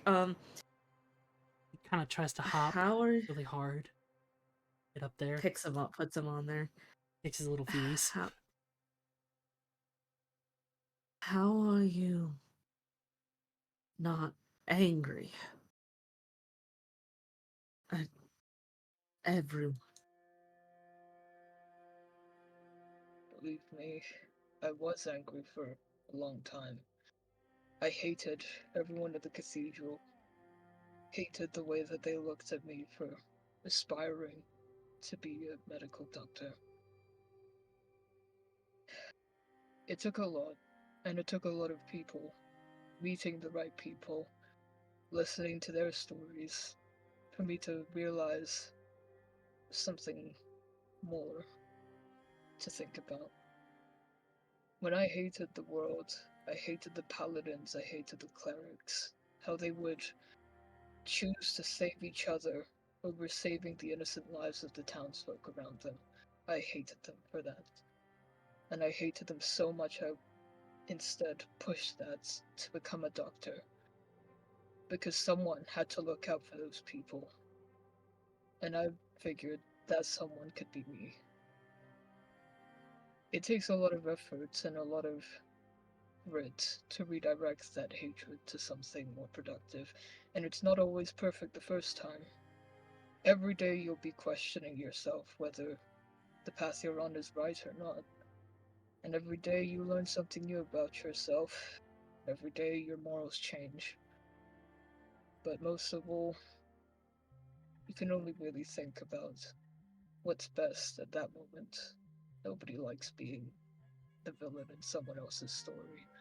Nobody likes being the person that has to make difficult or tough decisions. But time mercilessly marches on without us. So we can either grab at the silver linings that we can and push forward, or get left behind. It's why I personally, don't take this the wrong way, don't believe in fate. Because if everything's preordained and predestined, then what is the point in effort? What's the point in trying to push yourself to live just a little bit longer so that possibly your life could help someone else's? Because if it's all just predetermined at the end, then how can you hope? How can you hope that things are going to change and be better? That's why I like to believe that our fates can change. That we, if we push hard enough, can change that. Mhm.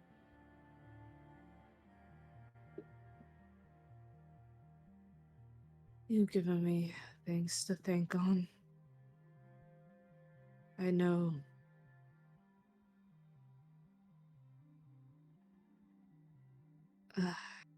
going ahead,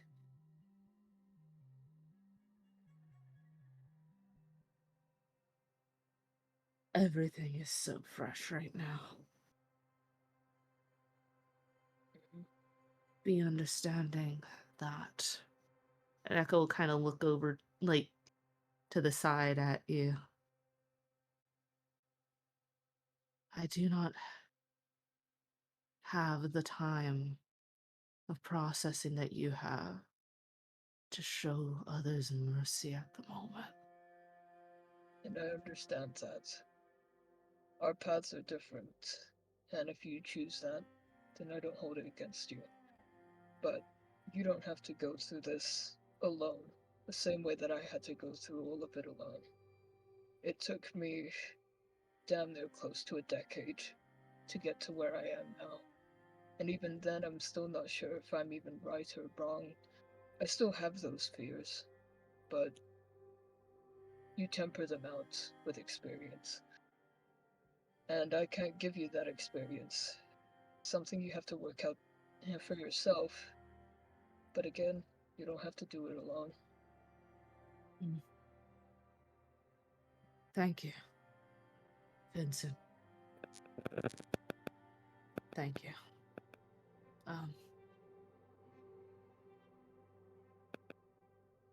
I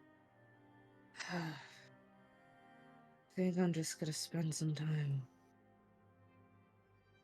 alone now.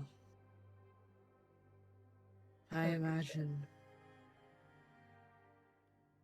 the others are gonna want to talk.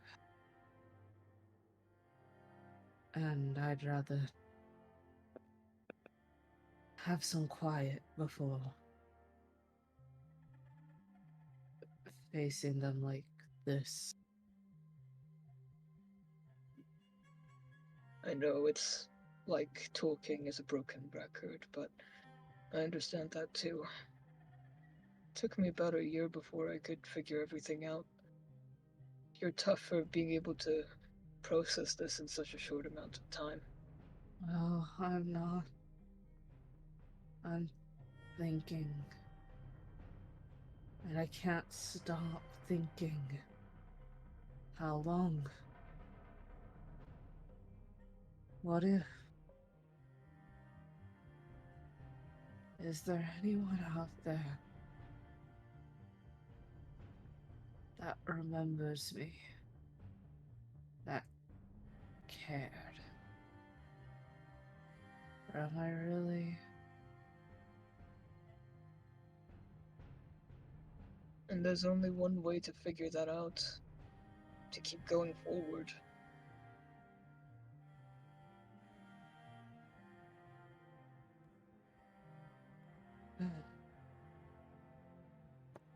I will. I plan to go forward.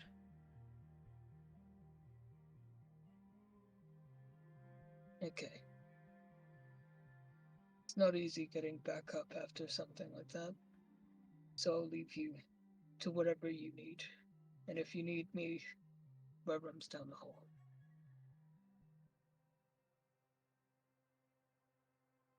Echo just kind of nods and leans into Sweet Roll. And as you walk out, Vincent, Sweet Roll looks at you. Buzz, buzz.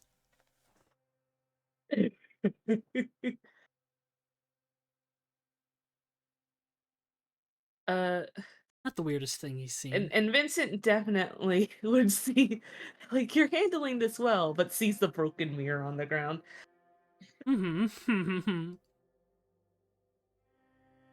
Well, you're handling it better than him because of everything that he's done. Oh, well, here's the thing, it's just started. Oh, yeah. Maybe you and Vincent can bond over whoever you kill. Next, Echo's gonna form a cult. He's gonna heal them all, teach them about the B movie. Cult The of B Sweet Roll. movie. There's a whole meme with Victor Lapis where it's like, guys, my worshippers, have you seen the B movie? Oh my god. We should make Sweet Roll a patron, and then we can have Warlocks of Sweet Roll. If you give Sweet Roll power. Someone Well, you cast better do Awaken it. on Sweet Roll. Yeah. I think God. that's like the world's worst Please idea, don't. actually. Please don't. All praise be to Sweet Roll. I'm gonna Well, bring. just don't let Arcade find him, and you'll be fine. I'm gonna bring the rest of the party up here as well. I'm just gonna put you in your respective rooms. I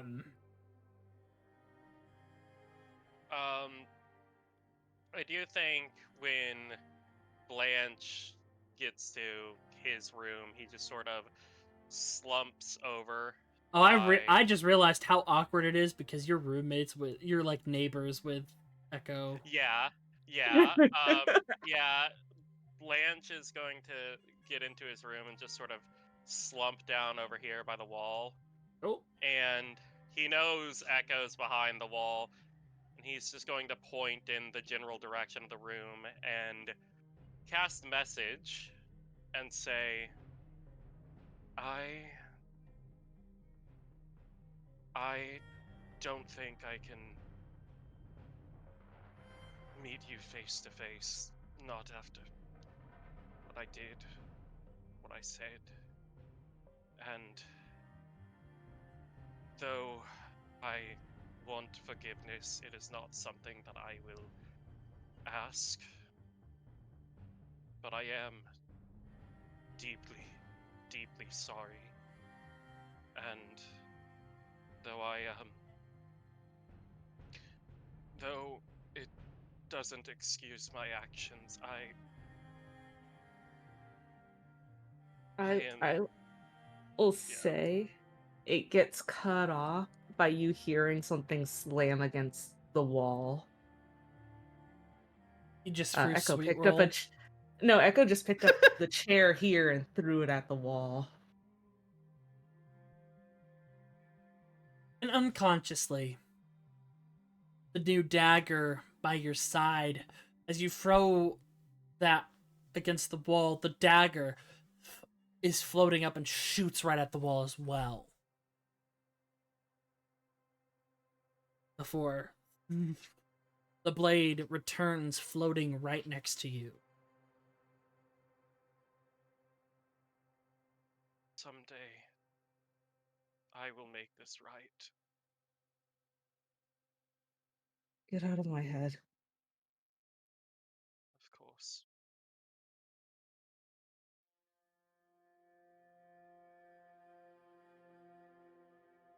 Right. Before we check back in with Vincent, Lazarus, is there anything you wished to do?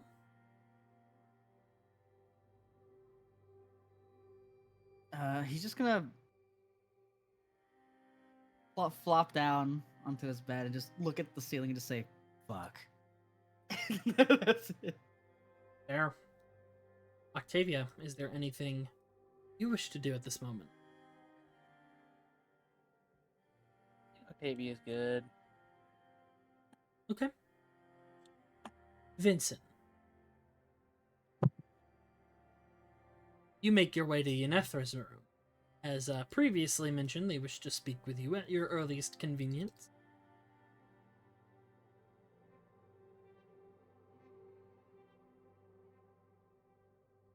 Vincent will knock on the door. It's me. Vincent. You may enter.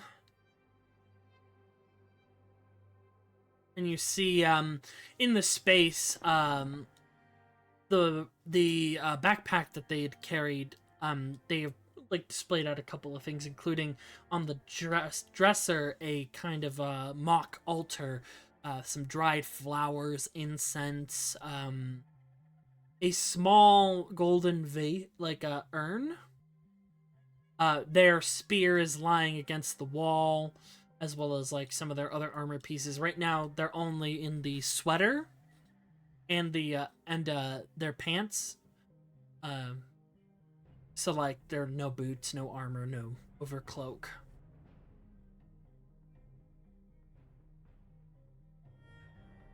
So, what did you want to say? Is this about...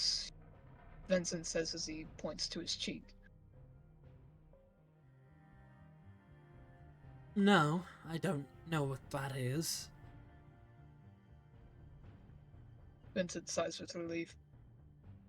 Okay. So what is it? I know we come from different worlds.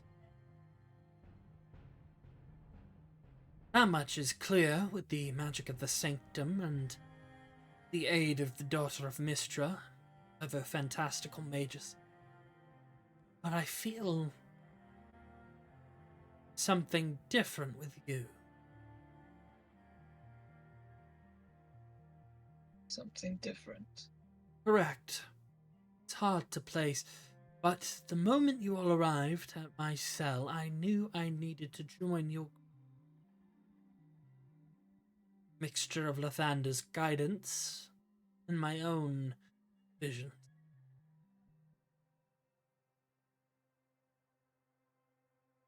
And how exactly were you able to tell that you were supposed to come with us? Because I've seen you before. Where did you see me before? As you might know, elves do not dream. They trance. A state in between consciousness and consciousness. And in my trances, I've seen you. Memories.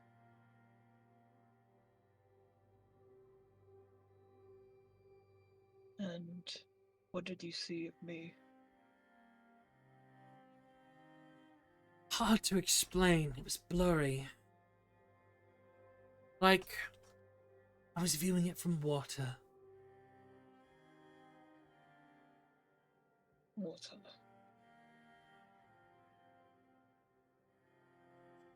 But in these moments, you were... Can't find the right words for it. You were trying something.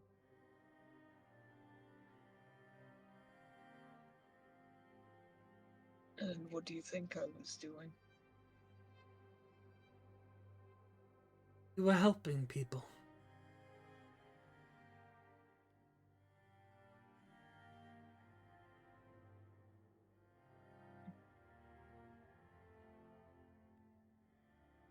Was what? With your skills. You were... best of my memory. I was among those you healed in my vision.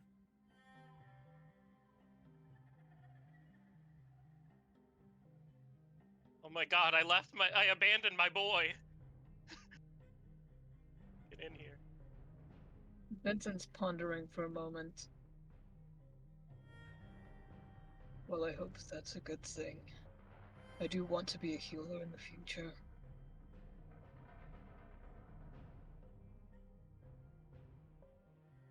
My only goal in this world, this life, well, the achievable goal is to heal people.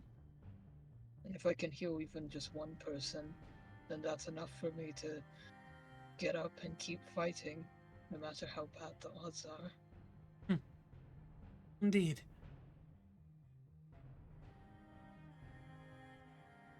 I'm not sure about my visions. If they were dreams, premonitions, or events that have already transpired.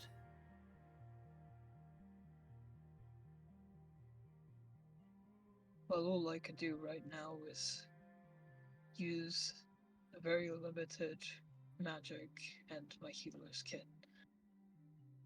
So if you saw either of those, then it might be a memory. Indeed. All I remember feelings as well. Safe. Understanding. Something more, but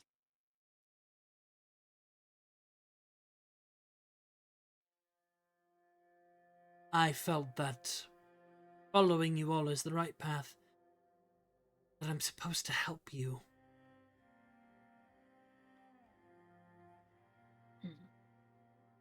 Well, we're glad to have your help. I'll do what I can. And what I can is enough.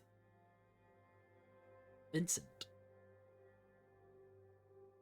When they say that, harken back to memory.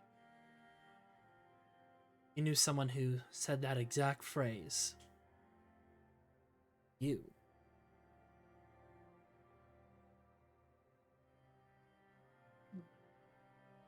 Blink at Yenethra for a moment and you see him. And then when you blink, it's Yenethra again.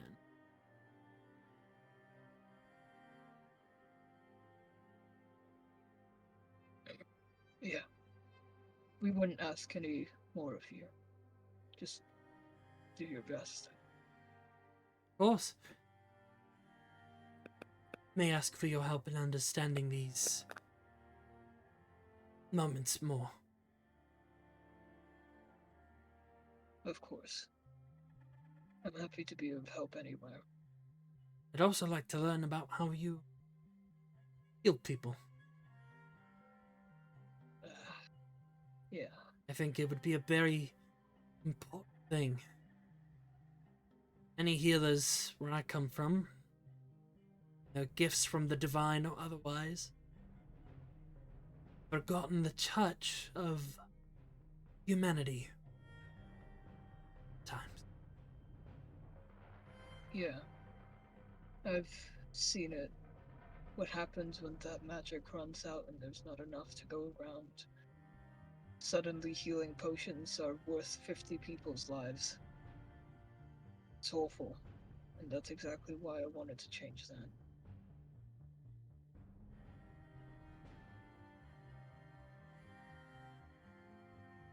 I won't keep you any longer. But I'll work out a fair trade. That's how I work. You teach me about your healing, and maybe I can teach you some techniques from the Underdark. More practical mixes might aid you, your allies in this crusade. Anything that could help, I'll take it. Especially if it helps me move towards the end goal of helping people. Of course. You have a good rest, Vincent. You as well.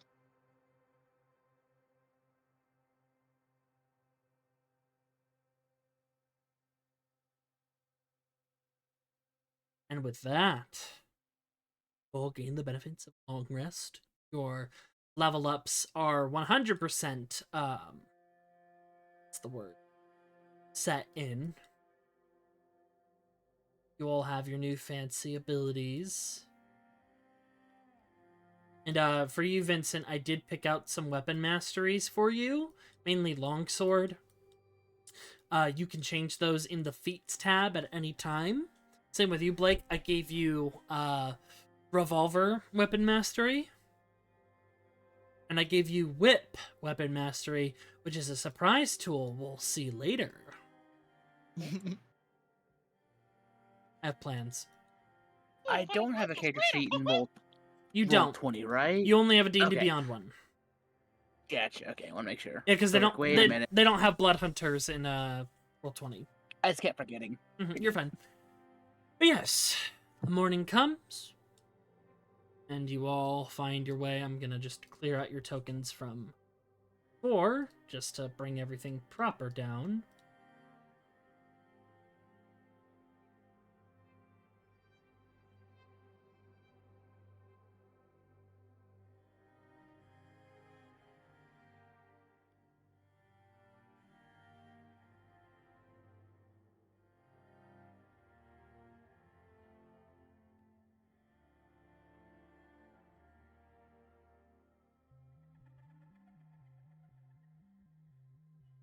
You all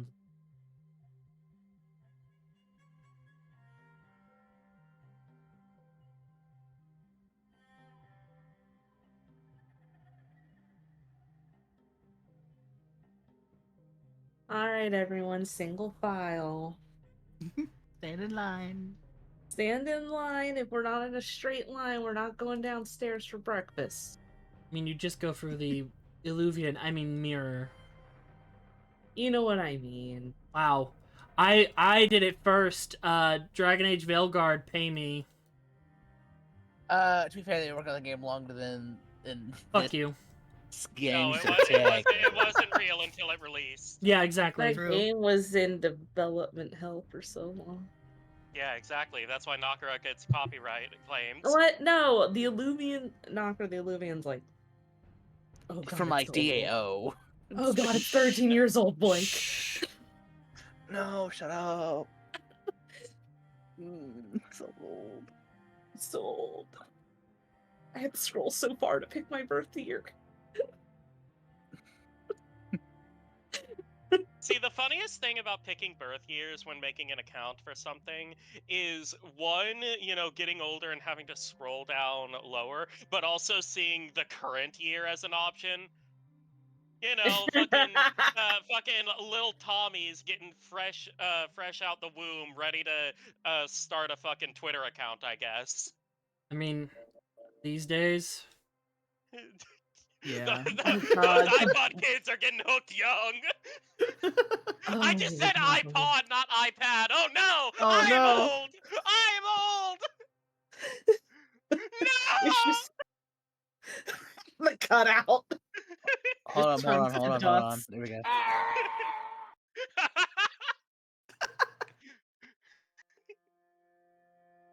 I love the Lego Yoda death scream so fucking much. It's funny.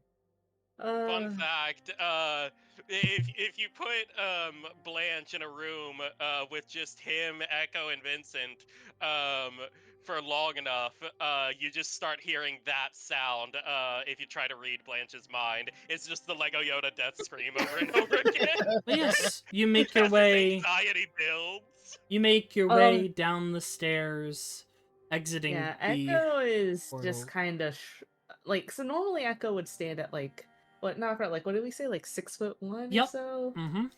Yeah, Echo is hunched over to where you can tell he's visibly hunched over with how he's walking. Hmm. And yeah, you would all see that he's torn everything off, wearing a new outfit. But the marionette stuff is all visible now.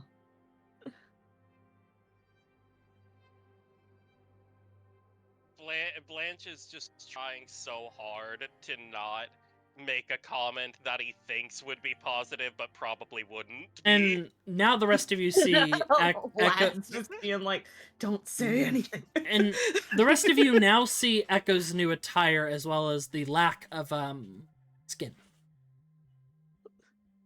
The only skin that remains is on his face. It's like Blanche is just thinking, oh, your Chaucey's a really nice color. And this is a thing you would notice, Blanche. Echo is the most unique marionette you have ever seen. You believe that even the technology within Echo is far more advanced than what you have. That would actually make sense if it was based off of designs from previous marionettes, huh? Well, more so, Blanche would realize this is you're something else entirely. Yeah. But you all make your way downstairs. Krydle, Eldon, Yenethra are... Well, wait, where is Yenethra? Where did I put him? Oh, he's over here making tea. Yeah, I think, Blanche is just pointedly, specifically trying to avoid any eye contact with Echo and Vincent. But a couple of things. Octavia just between both of them. All of them. The Wizards 4 are all present today. Oh. You see Tasha is kind of taking inventory over here at the study area, the library. Alestriel and Milena are watering the plants together. Milena is in more comfortable home attire, as is Alestriel.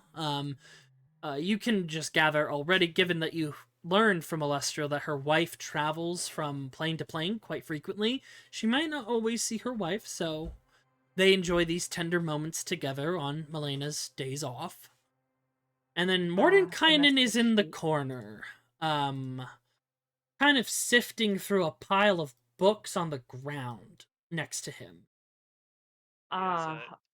He's in the stinky corner.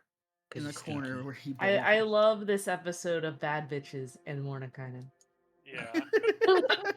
Oh, and then Throwan is also seems to be speaking into a mirror. What do you mean? Mordenkainen is the straight +1 that one of the girls decided was Mordenkainen's a good idea. bisexual. Let's be honest. Let's be honest. him and Fair. him and Strahd have a very complicated relationship. Oh, Is that, no. Is that what we're calling it? Yeah, a little bit of a killing stalking situation. Oh god. I really don't want to think about that manga. No, you're Killing good. me softly with his. I'm No, good. I don't the- like. I the genuinely only- did not need to hear about that again. No, the only thing was, like, in Curse of Strahd, fun little detail is, he captured Mordenkainen at some point and cast Feeble Mind on him. So he was a little crazy man. His hair grew out and everything. Like, he was not shaved head. He was just in a corner going cuckoo bananas. He was like the crazy homeless guy you see in the horror movies. The Harbinger, basically. Rats make me crazy. Yeah! Ah, he was the light lady. He was, that's Lapis, that's exactly what he was. He was Old Man McGucket. I'll contact you with the ham bones. Raccoons are eating my soft bits. But you hear throwing, what do you mean it got stolen? How did they steal that? We kept it in a vault. Okay. Huh. Well, if he's only borrowing it, that's fine. Okay. I know, I miss you too. I'll try and come back when I can. And then puts the mirror away. Yes. Oh, goodness. Personal space. Oh, sorry. Thank you. Yeah, pardon me, but what was stolen? Oh, I was talking to one of my wives, Aphrodite. An item that we kept a hold of in our personal vault was borrowed by a friend of ours. Okay.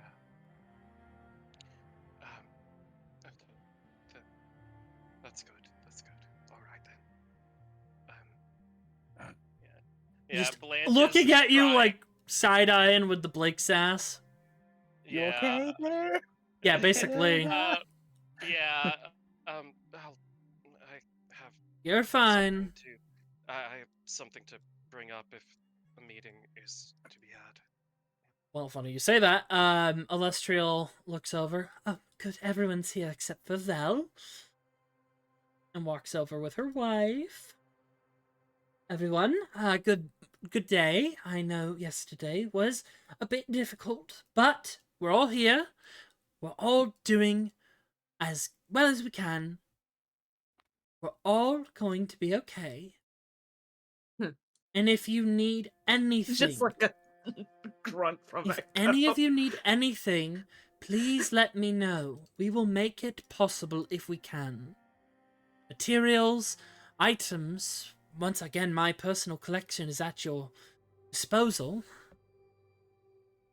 But we do have some information. I have some as well. I think we should probably start. Mordenkainen?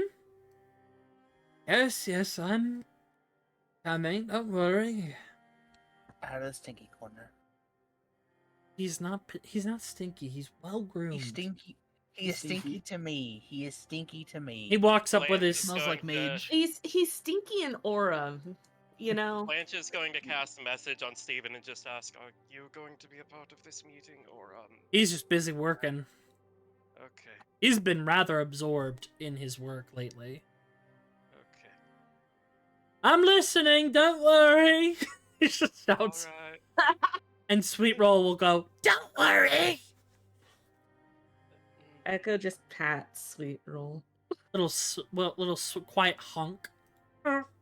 Echo pats him the way like Echo just kind of like while Illustrial's talking, Echo's just petting Sweet Roll the way Rook pets Asan, shakes his Oh head my a bit, God. pats his head. Basil's just chilling around Blanche's shoulders. I'll have to post that gif. And the Morden slide kind of tadpole is sliding around inside of Vincent.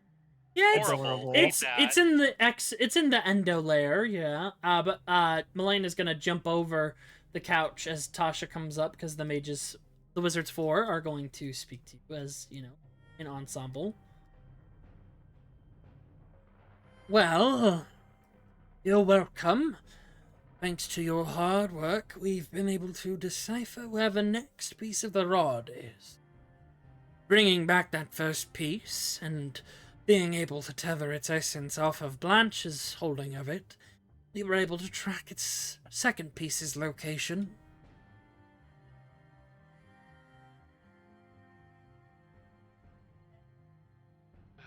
Where might it be?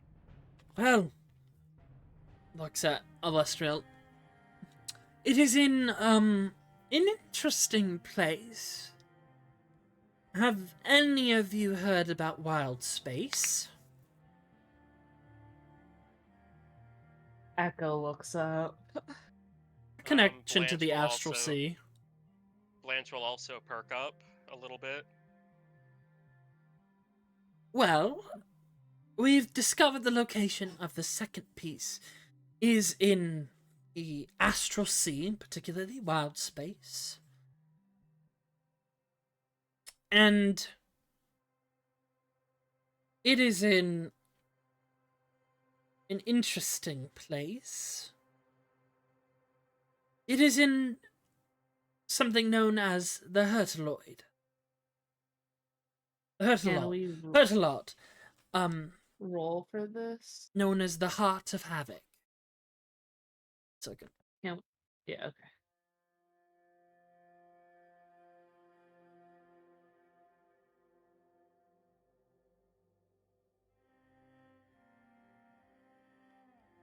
Next character describe challenge. How does your character sit in a chair? Blanche sits very much like Adam from Nier Automata at any given moment. Laz crosses his legs. Oh my god, twinsies. Like crosses his legs and leans back with his hands out on the couch. Oh, okay. Like the way you're sitting in your little profile pic. Yeah, exactly like that. I like how Octavia's kind of just standing because she can't fit in the seats. What do you think is the most menacing way to sit? I don't know, man spread. I was going to say like the man spread with the fingers interlaced, like the scary dad from Evangelion. I was gonna say all of you. Hold on. Okay, yeah, go on. Sorry. But you can make me a religion check, any of you, on the name Havoc. Straight roll for us, correct? Can I argue? Can I argue for advantage given my former lover was No. Okay. Oh, Nakara, all my proficiencies have disappeared. Oh, that's weird. You should be able to edit them manually. Go ahead and cross-reference them with your old sheet. Add in your proficiencies. Go ahead and you can just click. My religion's still there, but okay. like, but go on your D&D Beyond sheet, look through the proficiencies, and you can easily click on the red dot, and it will activate as proficient on Roll20. Okay. It might have been when I was updating your sheet for level 12, because it resets everything. I might have forgotten to put in your proficiencies, but on Havoc, you guys can make me religion checks. Oh, goddamn. Almost all of you.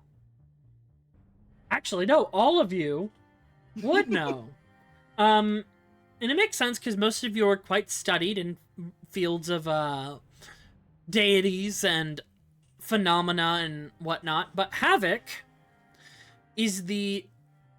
was, I guess is the better thing to say, was the god of chaos.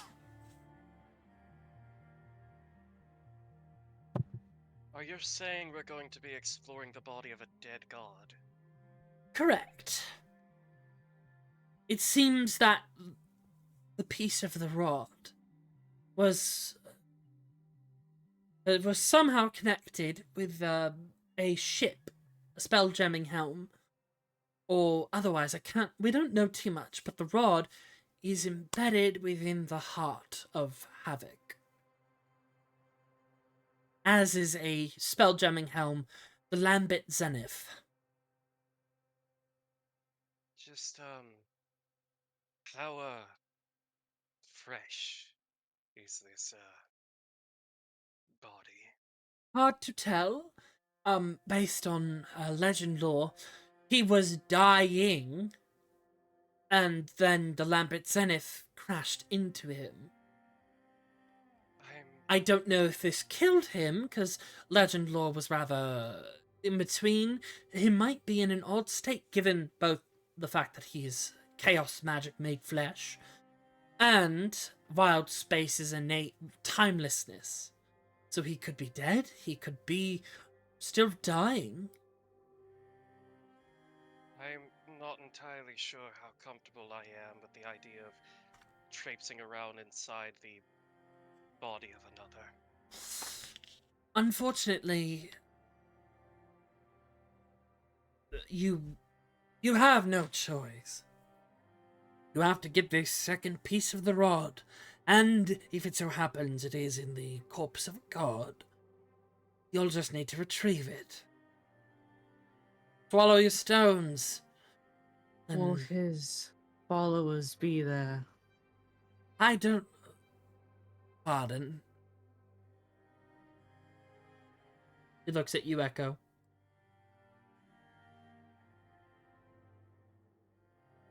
Interesting. I assume you mean Vecna, and... Be something you like. No. I was just taken aback for a second. Fine, you can stare. I'm assuming... Everyone else is trying not to. I'm assuming you meant Vecna's followers. Yes. Possibly. Ron will chime in. We can't discount it. He has a few good generals, on his end. A couple of which are in the field, some of which stay in their respective planes, guarding the pieces of the rod. When you encountered Lolth, I took some time to really think about it. The fact that she manifested as an avatar means she was playing her role in their alliance. Otherwise, I don't believe she would have, considering her task was for her child to protect the piece of the rod. She was probably set more to action. We know of a few of Vecna's collaborators and generals. Ixratu Ka, a vampire from Exandria, who is his champion in that world. I've met her. Indeed, she is a capable assassin, and she has been drafted into this as his left hand. How ironic. She wields a deadly vestige by the name of Condemner, which is known to be the Thorn of Mages. She talks a lot, boast in battle, and, From what I'm aware of, she can back it up as well. exactly. And we've done some research into her. Tasha will chime in. She's become different. A different kind of vampire. She's become an ascended vampire. A gift from Vecna, no doubt, to be able to pursue all that stand in his way, no matter the time of day. Ascended vampires are nearly demigods. They have none of the weaknesses of a normal vampire, and they can do dangerous things. Indeed. I have a contact that I am working through a very tense negotiation with. He is not on Vecna's side, but he is not on mine either. I speak of my husband across the times, Grazit. And he has gathered some information as well. Give it when he feels it necessary. But one of Tiamat's chosen, her new champion, is also a general. She is currently in Avernus.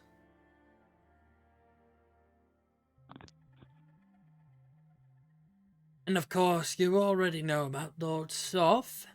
The shard of him, at least.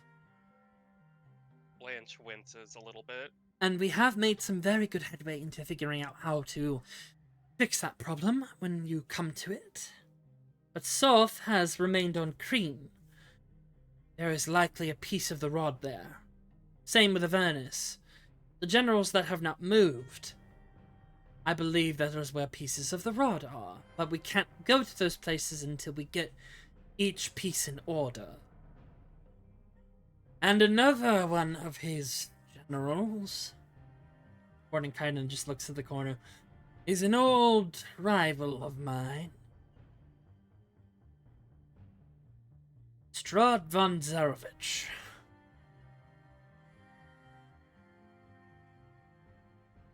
He is the first Dreadlord, and, of course, the Dreadlord of his dread domain, Barovia. He has sworn allegiance to Vecna. No doubt for the promise of remaking the world in a better way and giving him his long-lost love. Mordenkainen's rolling his eyes for certain.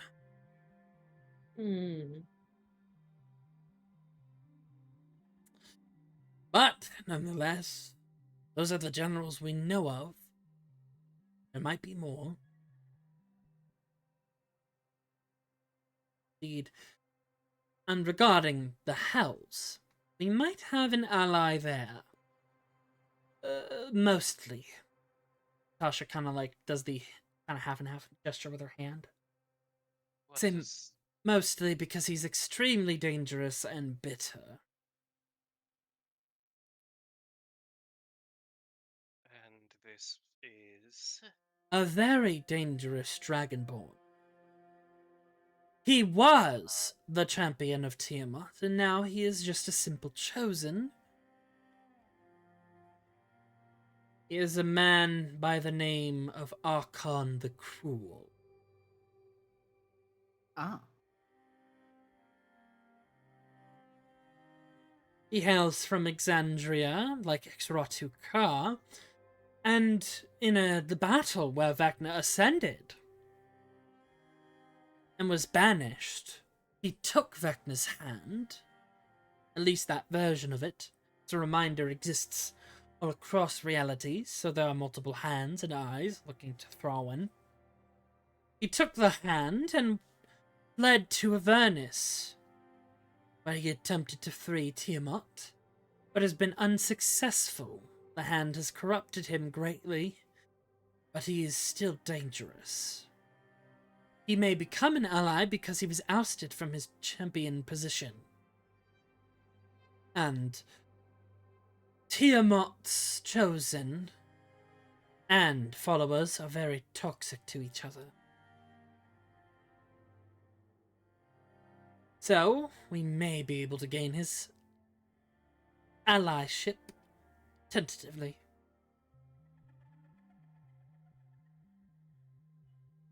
But that's for the future. We do not need to speak in possibilities. For now, your focus will be the Astral Sea, the heart of havoc, and this ship, the Lambent Zenith. But you've been promised your 3 days of downtime starting today. Do with them what you will, gather what you need. You cannot leave this space because time will continue on. and we cannot assure that you will not be scryed upon by Vecna or his followers if you leave this space. We, before we adjourn, as I stated, I have some pertinent information. Or rather, I hope it is.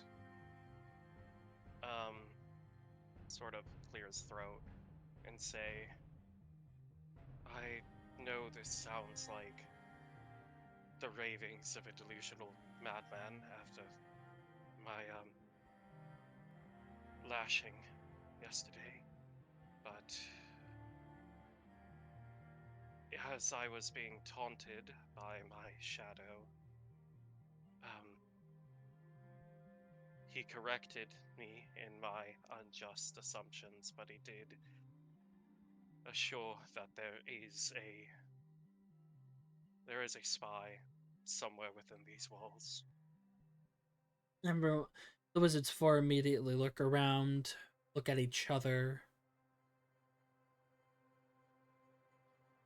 Kreidel and Eldon look around, well as Yenethra. Steven just drops a screwdriver in the distance. I don't know who, and I'm not going to pretend to know, but Noir has always liked feeling like he's one step ahead of me, and he typically doesn't taunt if he doesn't have something to back it up. I mean, after all, he was the man who established the Mage Slayers and lost himself in zealotry. So, if he thinks he has evidence, then he probably does, regardless of if it's just to, I suppose, justify himself.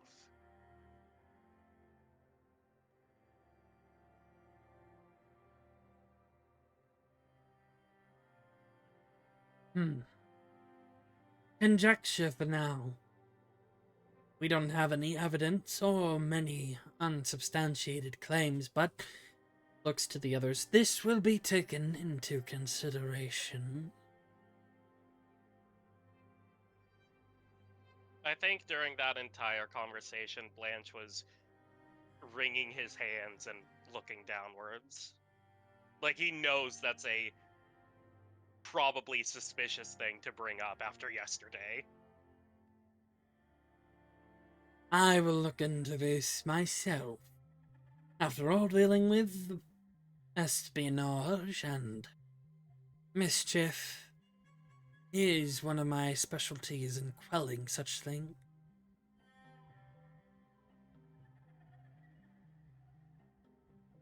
Yeah. And Mordenkainen looks to you, Echo is Lazarus. just slipping a Very- card through his it's fingers. It's very quick, and I will say only Lazarus would know this, but Mordenkainen looks at you as if to confirm his already stated theory to you. As you remember, he did say he believes that there is a mole.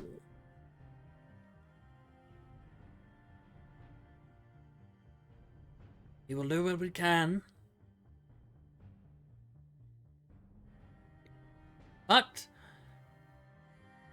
But, anyways, we'll simply take things as we go.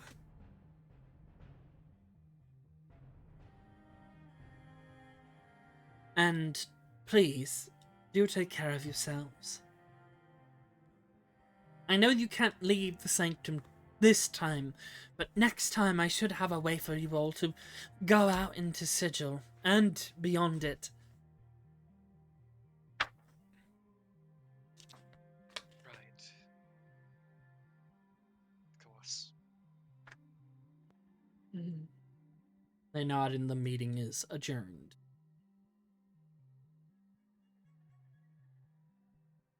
If you need anything, we will be in our respective areas. Feel free to bother us if you... Their lanterns are on.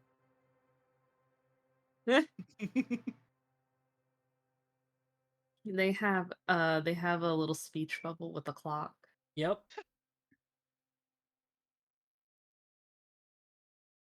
I think Blanche sort of um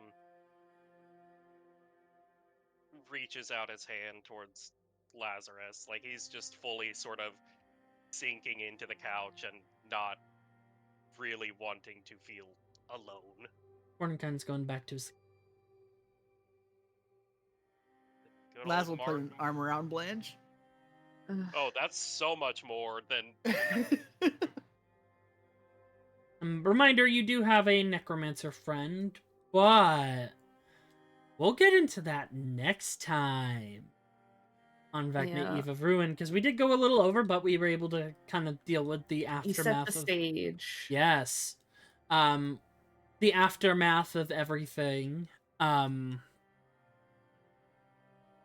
was Yeah. definitely taken care of. Good stuff. We had a lot of tea this session. I made myself character cry like development. 3 times. Oof. Aw. The character development session. I always there's this little tidbit where it's really funny how Vincent tries to have a serious moment and then you just hear in the background either a sweet roll dropping around and then you have Blanche forgetting to bring the steak. Forgetting to bring the what? The snake. The snake. Oh yeah. This is I my abandoned boy. my boy. Hold on. I do love the idea of like Blanche trying to be respectful, like, hey, I can't really like let myself be looked at by you right now. I fucked up. I'm not going to ask for forgiveness. Get the fuck out. Also, once so- again, this is after we end, I'll literally... explain Yeah, it. this is literally all... Hold on, Koi. Yeah. It's an... It really is so funny that this just Yeah. became the Veil Guard. It's kind of funny how it did. Yeah, I don't know anything.